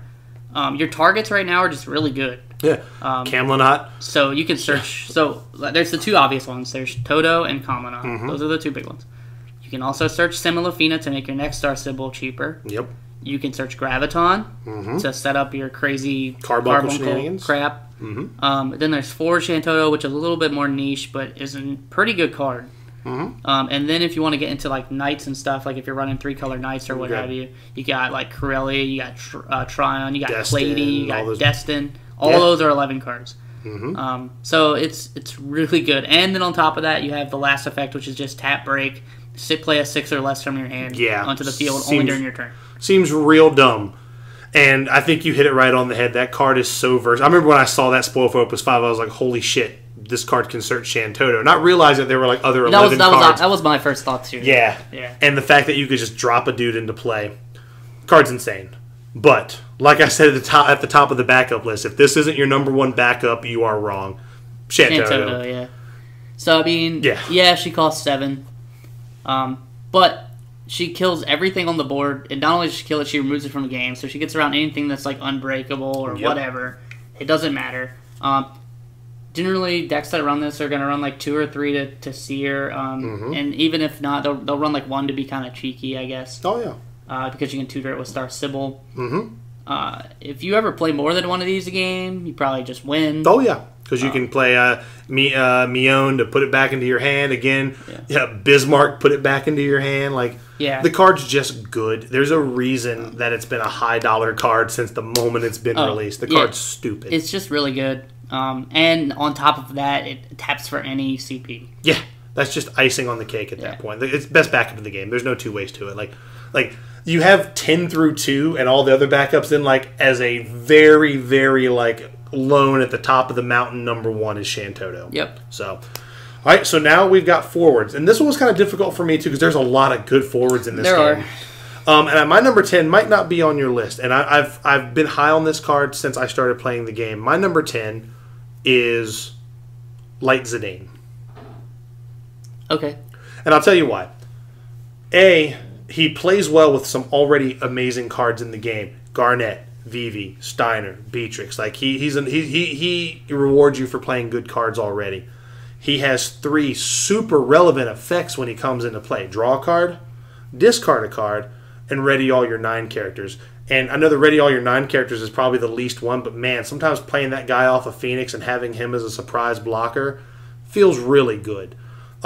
He just does so much and ideally, more times than not, you're playing him for 2. And again, he goes back to being a 2-mana 7K essentially. Yep. So he's pretty good with text. Right, and I think he just does a lot. He's just a good, and yes, he's a light card, which can make things clunky. But typically, you're running him as a 1, maybe a 2 up.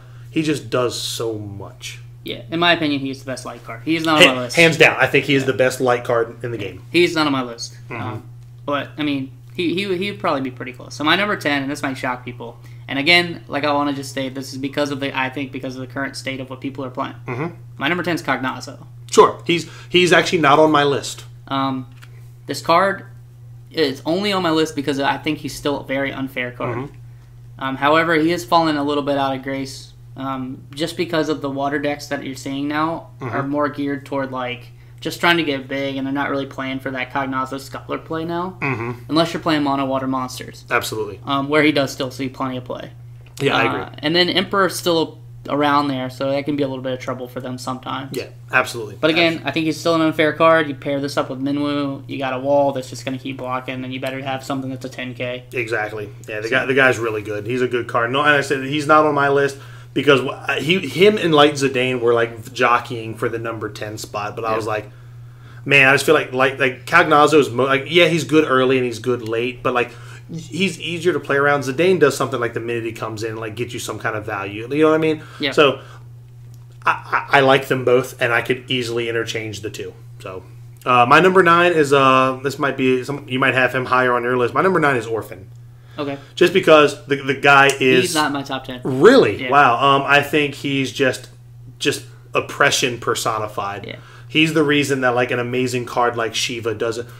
You have to be pretty exceptional to make Shiva not see play anymore. Yeah, I agree with that. And he's only on my list because I think the forwards above him are just better forwards. Sure. However, he's lights out when you play. Yeah, I was saying, that guy, if your opponent gets to Orphan first, you better... because I've beat the person I've beat those decks where they drop Orphan. You're like, man, how am I going? How them Duke boys going to get out of this pickle? But then like you're like, cool, I got Vayne.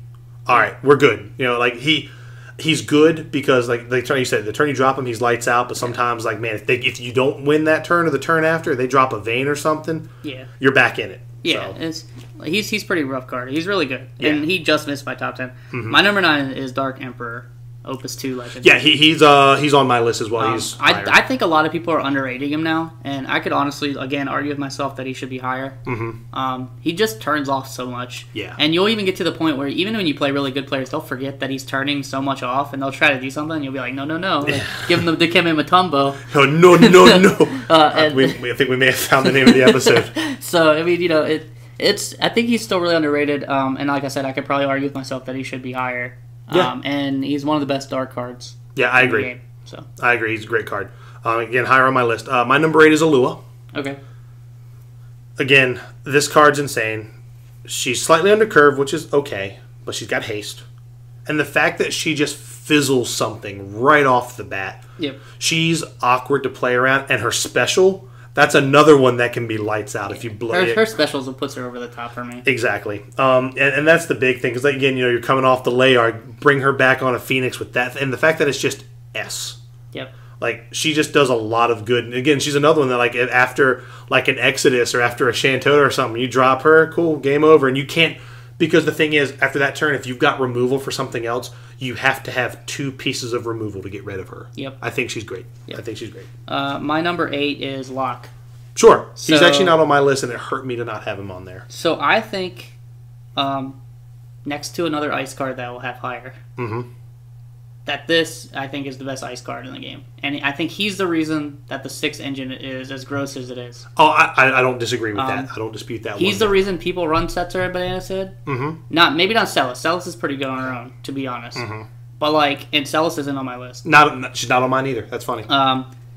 And granted, yes, his ETB does require you to have 2 other 6 cards, but a lot of times because of Setzer and Banana Sid, like, that's going to go off. Right. More often than not. Right, and Locke is actually the reason I think Banana Sid belongs. Yeah, I agree. He's the reason why mine is in there too. It's kind of the 3 cards that work together, but I think Locke is the big problem. Yes. And I say problem, I just mean like he's the best card in my opinion of those 3, which is like the ones that you want to get out most of the time. I can't even count how many games I've won off of Mirage Dive. Yeah, I mean that's the icing on the cake. Yeah. Like, so not only is he making you discard a card on entry most of the time. You have to discard every time you take damage. And he's a 7K for 3 CP. He's on curve. And if you have Duke Larg out, he's super unfair. Yeah, and then, Mirage Dive can just, like, you have to deal with him. Like, if you're on, like, 5 or 6 damage, you have to deal with him because you don't want to get Mirage Dived. Because that feels bad. Yeah. Like, Locke is one of the only characters where, like, you see him on the board, you're grabbing that break zone every turn to see how many are in there. Yep. I've had games come down to that for me and against me. Oh, so for sure. For sure. Well, my number 7, this is actually the only 6 character on my list, and that's Sabin. Wow, that's the only 6 character on your list? Are you sure? Nope, sorry, he's not. Sorry, you're right. Okay. You're right. All right. Because I can't read. Sabin is my number 7, and I'm going to tell you what, I think I think he's hands down the best fire forward in the game. He's also the best aggressive forward in the game. I agree with that. Like, if you don't deal with him on like if you don't deal with him outside of the combat phase, or pretty much on your opponent, if your opponent doesn't deal with him on their turn or like main phase 1, you're not. Like, Sabin, once he goes to attack step and declares attack and like chooses something, or most likely himself, you're getting out of the way. Because if you block him, he's going to get bigger. Because the fact that he can keep pumping himself is huge. And God forbid, you've got a board full of dudes and you got Rising Phoenix on deck. I can't tell you how many games I've won. One of my matchups in Kansas City, like, it didn't matter at this point, but he had like Amon, Zemus, Al Cid, Onion Knight, and I had Sabin on deck with Rising Phoenix. Boop! All that CPU just gone, just fucking gone. Yep. And then take a point of damage. Yeah, because he's still coming through. Exactly. He's not on my top 10 just because I feel like he's one-dimensional. However, he's really gross. That one dimension is like, he does it the best. He's really good at that. That one thing, for sure. So my number 7 is the other 6 core forward that you're probably forgetting about. which is Donnarumma. Big Daddy. And again, I could probably argue with myself too that this guy should be higher. Yeah, he's actually a lot higher on my list as well. He interacts with other cards really well, and also he just puts your opponent in really awkward positions. Oh, yeah. Because anytime this guy takes damage, anytime he gets chosen, he's going to send 4K somewhere, and if it's doing it at the same time, he's going to send 8K somewhere. So he just becomes really, really awkward to deal with. Yeah, he's just an insane card. I think outside, I mean, it's hard to say because, again, this goes back to all the 6 cards just being insanely good, right? Yeah. And I mean, there's not many of them that aren't that good. Yeah. So now we're getting to number 6, and this guy might be, I assume, is going to be a lot higher on your list, and the only reason he's not because I just think the other cards on my list are just better. My number 6 is Camlanot. Okay. This guy changed the way he changed the game in Opus 5. He is just a problem for monocolored decks. Like, name me another 5-drop forward that feels good to play on turn 1. I mean, yeah, there really isn't one right now. That's what I'm saying. Because not only do you play him, but you also you get to grab a backup essentially. Yeah, 2 CP backup. More likely that's what you're grabbing. Like more times than not, you're grabbing that.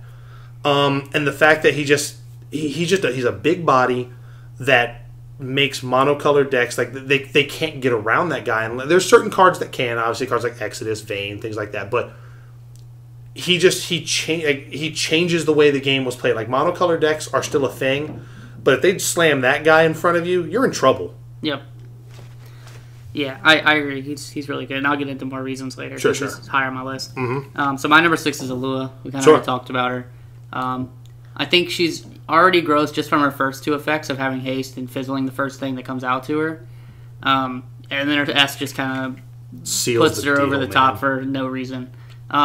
She also does exactly what Lightning wants to do. She puts you in this game of chicken, right? Yeah. Where you're just like, Lightning wants to build backups, and then all of a sudden you're like, Alua's on the field, and she's swinging, and my board's open because I didn't want to play forwards because I don't want to get out-sitted. And now you're just like, well, now I got to play a forward to block Alua. Yep. And if you play a forward to block Alua, now you're putting yourself to get out-sitted, United, just die. Yeah. And then Alua's still coming in. So it's like, you got to make this decision in the first, 2 or 3 turns of the game if they do that, all right, when am I going to end this game of chicken? Exactly, and she does make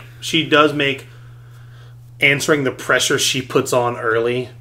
It's tough because you are scared of Alcid. Yeah, it's insane, absolutely insane. So now we're getting to my top 5. My number 5 is Dark Emperor, the Opus 2 Emperor. Okay. Again, like you said, people were really high on him when Monsters came out, but then the monster deck kind of shits on him. He still does so much. People forget, outside of Monsters, he shuts down backup abilities. Yeah, and S's, and you can't break that Y'shtola if he's on the board. You can't. You can't do. You can't tap and do the. You can't do anything until you remove that guy. And also, there's nothing worse than having that guy hiding behind a Y'shtola. Yep. Oh, that's fucking lights out. Tell me about it. Yeah. That just seems really, really good to me. Yeah. So my number 5, and I think if you would have talked to me 3 weeks ago, this would not be my number 5, but it is now, and that's Legendary Y'shtola. Yeah, it makes sense. She just does a lot. She puts you in really awkward situations, and again, she's a really good answer to Alcid because you're just cool. She doesn't die. Yep. And you can still block Alua in that situation. Sure, they get to play the earlier forward, but whatever. The biggest thing is she stops Shantoto. Yeah, that's huge. So it lets you put a board behind her. And it's like she's basically going to say, deal with me first. Yeah, it's true. So, it's true. And that makes your Shantoto, which costs 7 now, basically is going to cost 10. Yep, and a lot of times, too, your opponent's not going to put a more valuable... Or they potentially could put a more valuable target behind her. It's just, straight up as a piece of protection. And then they've got the other one. They've got another one to put behind her. Yep. So, yeah, that's my number 5. That's a good one to have. So, you mentioned Al Cid. He's actually my number 4. He's also my number 4. What else can be said about this guy? He is unfair. He is the backbone of most mono lightning decks. When you're building a lightning deck, 12 cards are spoken for because of it. I think he's a really big problem for newer players, too. Yes, a lot of newer players will play the game, and then they'll probably never forget the first time they got Al-Cidded. Oh, yeah. And it will happen to you. Oh, yeah. But he's a very swingy card, and unfair is probably the correct word. And there's a reason why like 10 to 12 cards of your Lightning deck is going to be around this card. Yeah, because he just does so much, and he is the definition of just a tempo play. Yep. He's just good. Just a good card. All right, so number 3. We have the Big Daddy himself. Dodaluma is my number 3, and it's kind of funny. I forgot he was a 6. I forget he was a 6 character because he's the only people always forget. He's the only off element. Yeah, I did. I almost didn't have him in my top 10. The reason why I always remember is because when we played the Earth Fire deck, I'll play the deck, and because I know, so I'll take Dodaluma and Cyan will be on the board, and I'll push him forward. I'll be like, attack with Dodaluma, and they'll be like, how does Dodaluma have Brave? And I'll be like, Cyan. Yeah, he's a 6, bruh. Yeah, I forget that shit sometimes too, and the reason I almost completely forgot him, but then when he's one of those things that like he kind of gets overlooked in a sense that like when you talk about like good fours, you're like, oh yeah, I forgot that's a card. That guy's just a fucking ass beater. Yeah. And again, it's just all the combos he does. Like if you don't have an answer for him, and nothing makes me happier than I'm playing an Earth deck with him in it. Which if you're playing yellow cards, you're running at least 2 of this guy. Yeah, I agree. That was the reason why he was lower on my list, because he wasn't like this automatic 3 of, and I feel like a lot of stuff on my list I'm just like, with the exception of the dark and light cards that we named, right, because for obvious reasons, right. And like the fact I love sitting across from like a Vomity deck, and like they play here's a Shulk into this or a Godot into this, and you're like, Dodaluma. Yeah. And he's a good answer to that board I was saying, where like a Lua gets played and she's aggressively swinging, and you just play Dodaluma, because if they outsit him, he's taking them both out. They're still just left with a Lua. Yep, exactly. So yeah, that's my number 3. Go ahead. My number 3 is Kamlanat. Sure. I don't want to spend too much time on it because we're already running pretty long. I now have a feeling our number 2 and number 1 may be the exact same. I think they probably are. So the one thing I'll touch on that we didn't really touch on when you brought it up was, I think that not only is he like really scary for mono decks, he opened up the door for multicolored decks absolutely to be better. Absolutely. And you see these crazy 5-color control decks, and they're playing this card because they'll play in turn 1 and fix their mana. Yep. And now all their cards in their hand are playable. Yep. And then he's also a piece of pressure that says, deal with me. Yep. Yeah, I agree. All right, so now we're getting to number 2. I have a feeling your number 2 is going to be the same as me, and that's Wool. Yeah, my number 2 is Wool. Then that completely lays out what number 1 is. Yeah. Wool is busted. Let's be honest. Yeah.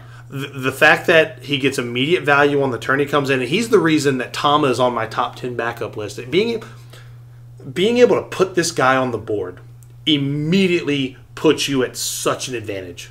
Yeah, I agree. Yeah, and like all of its effects are useful. The most rarest one you'll see is like deal a Dole 4 3K. Yeah. However, when you're fighting the Lua, that shit comes super relevant. No, dude, absolutely. Or because the fact that he says choose a 4, like you can use Wool to give her Brave and then fucking kill her. Yep. Or yeah, sometimes he'll kill like an Argath or something. Yeah. Absolutely. Which is fine. Or if you're playing like Lightning Earth or something, you could kill it. But like that's probably the least relevant one. The most relevant is negating EX bursts. Yeah, you're taking a mechanic of the game away. When you break a mechanic of the game, usually you're pretty good.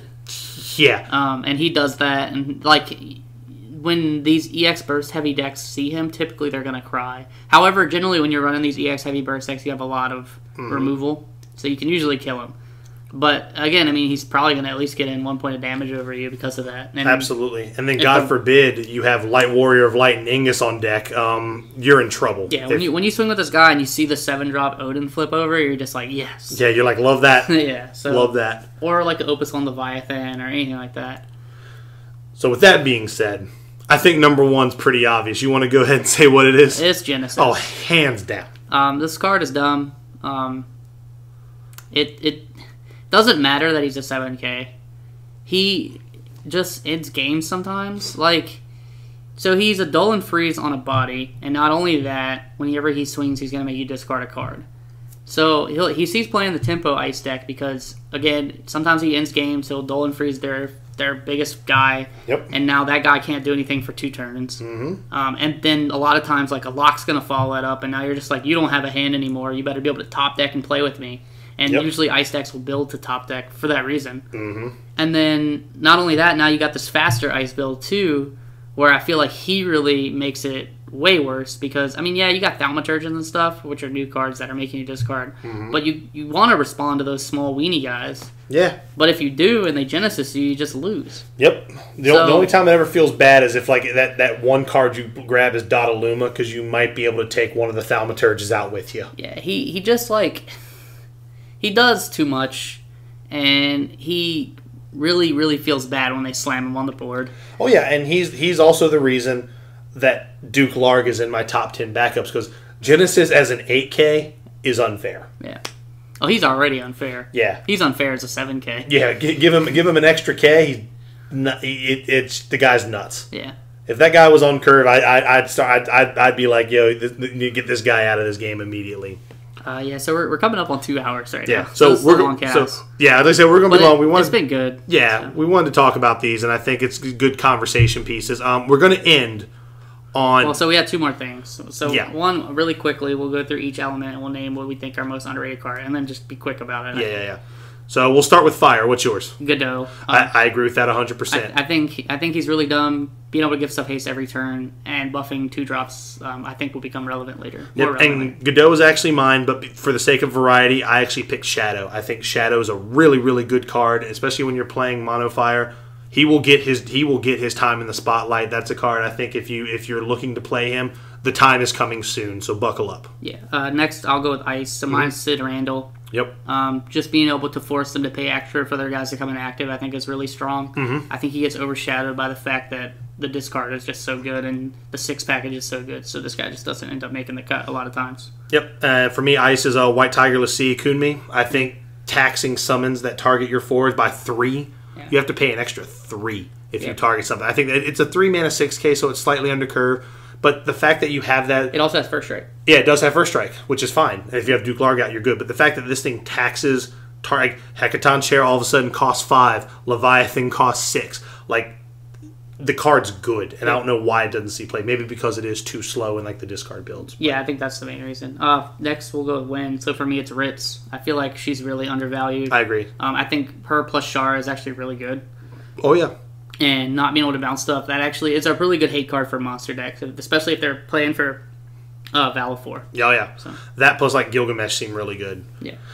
For me, Wind is Thief, the 2 CP backup that lets you you can break it and like look at your opponent's hand and take a character out of it. Like Thoughtseize effects seem really good in this game. Like combo that with like Light Zidane, and also it's a Tactics Advance 2 card which could hold some water somewhere because I believe Luso can get it. Yep. Which the card's good. I think it's a very undervalued 2-drop. So next is Earth. For me, it's Opus 4 Delita. Yeah. I feel like it's a very underrated card. It allows you to KO something when it comes into play, and then break something of equal cost on the opponent's side, which combos very well with like Opus 1 Vanille and stuff like that. Which is kind of funny because Vanille is mine. I think the fact that our Earth cards kind of combo together is very important. But not only that, whenever you target this guy, he gets plus 1,000 power. Yeah.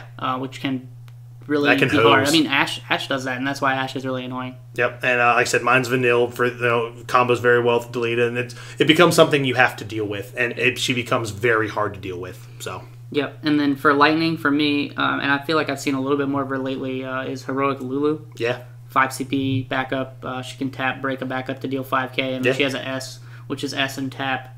I think S2 Thunder and tap or something like that, and to deal 10k to something. That seems good. Mine is Opus 4 Ramza.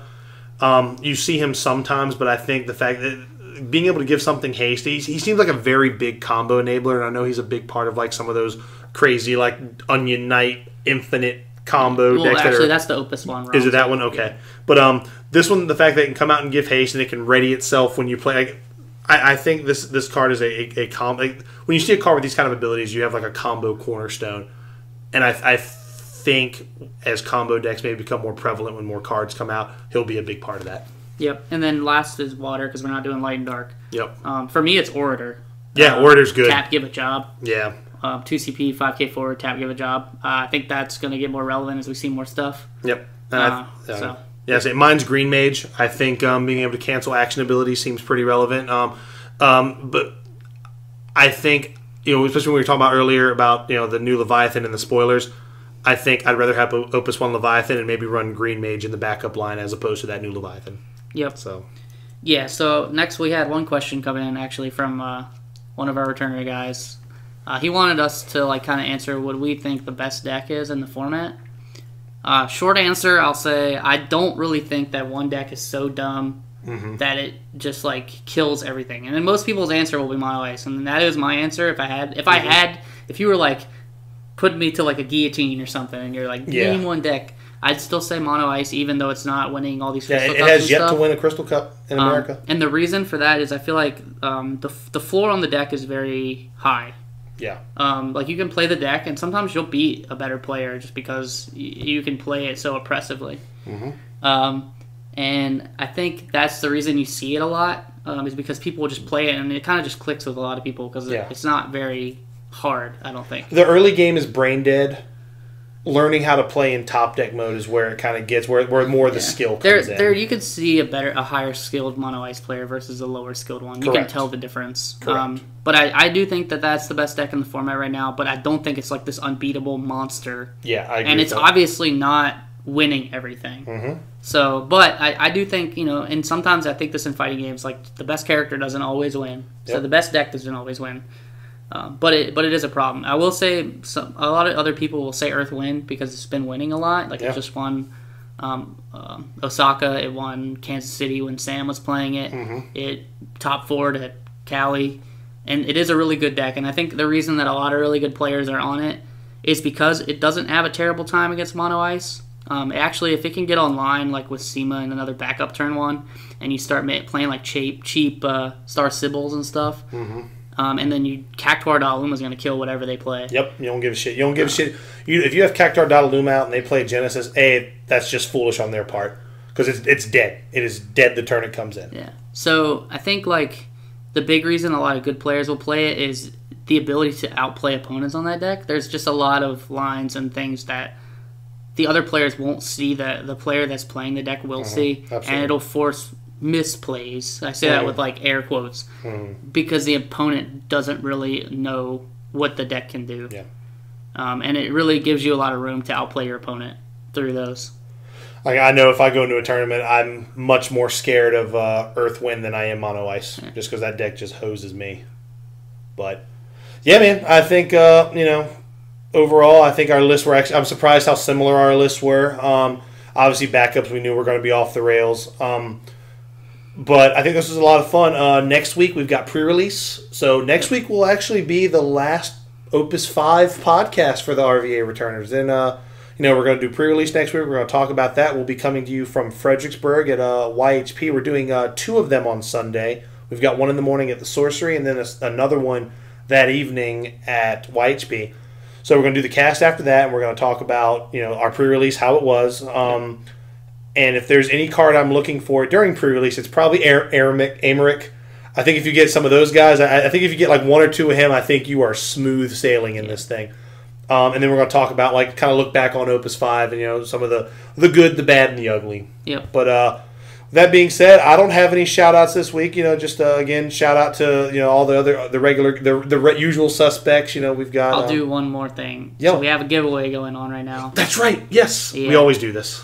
So with our 100 giveaway that we've kind of talked about our last 2, there's a post on Facebook right now. There's a pretty decent amount of entrants already. It's been pretty great so far. Yeah, thank you. Thank you for that. Yeah, so if you want to win that playmat or that tote bag, please go look at our Facebook page. Just post the answer to the question. It doesn't, you could even post something trolly. I don't care. Yeah. And then just like the Facebook page, subscribe to the YouTube channel, and you're entered to win. So. Yeah. And again, your organic produce will thank you for putting it in that swanky tote bag.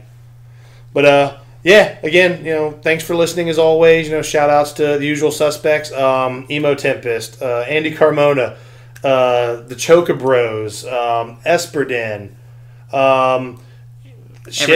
Everybody, the St. Louis gang, the Tonys.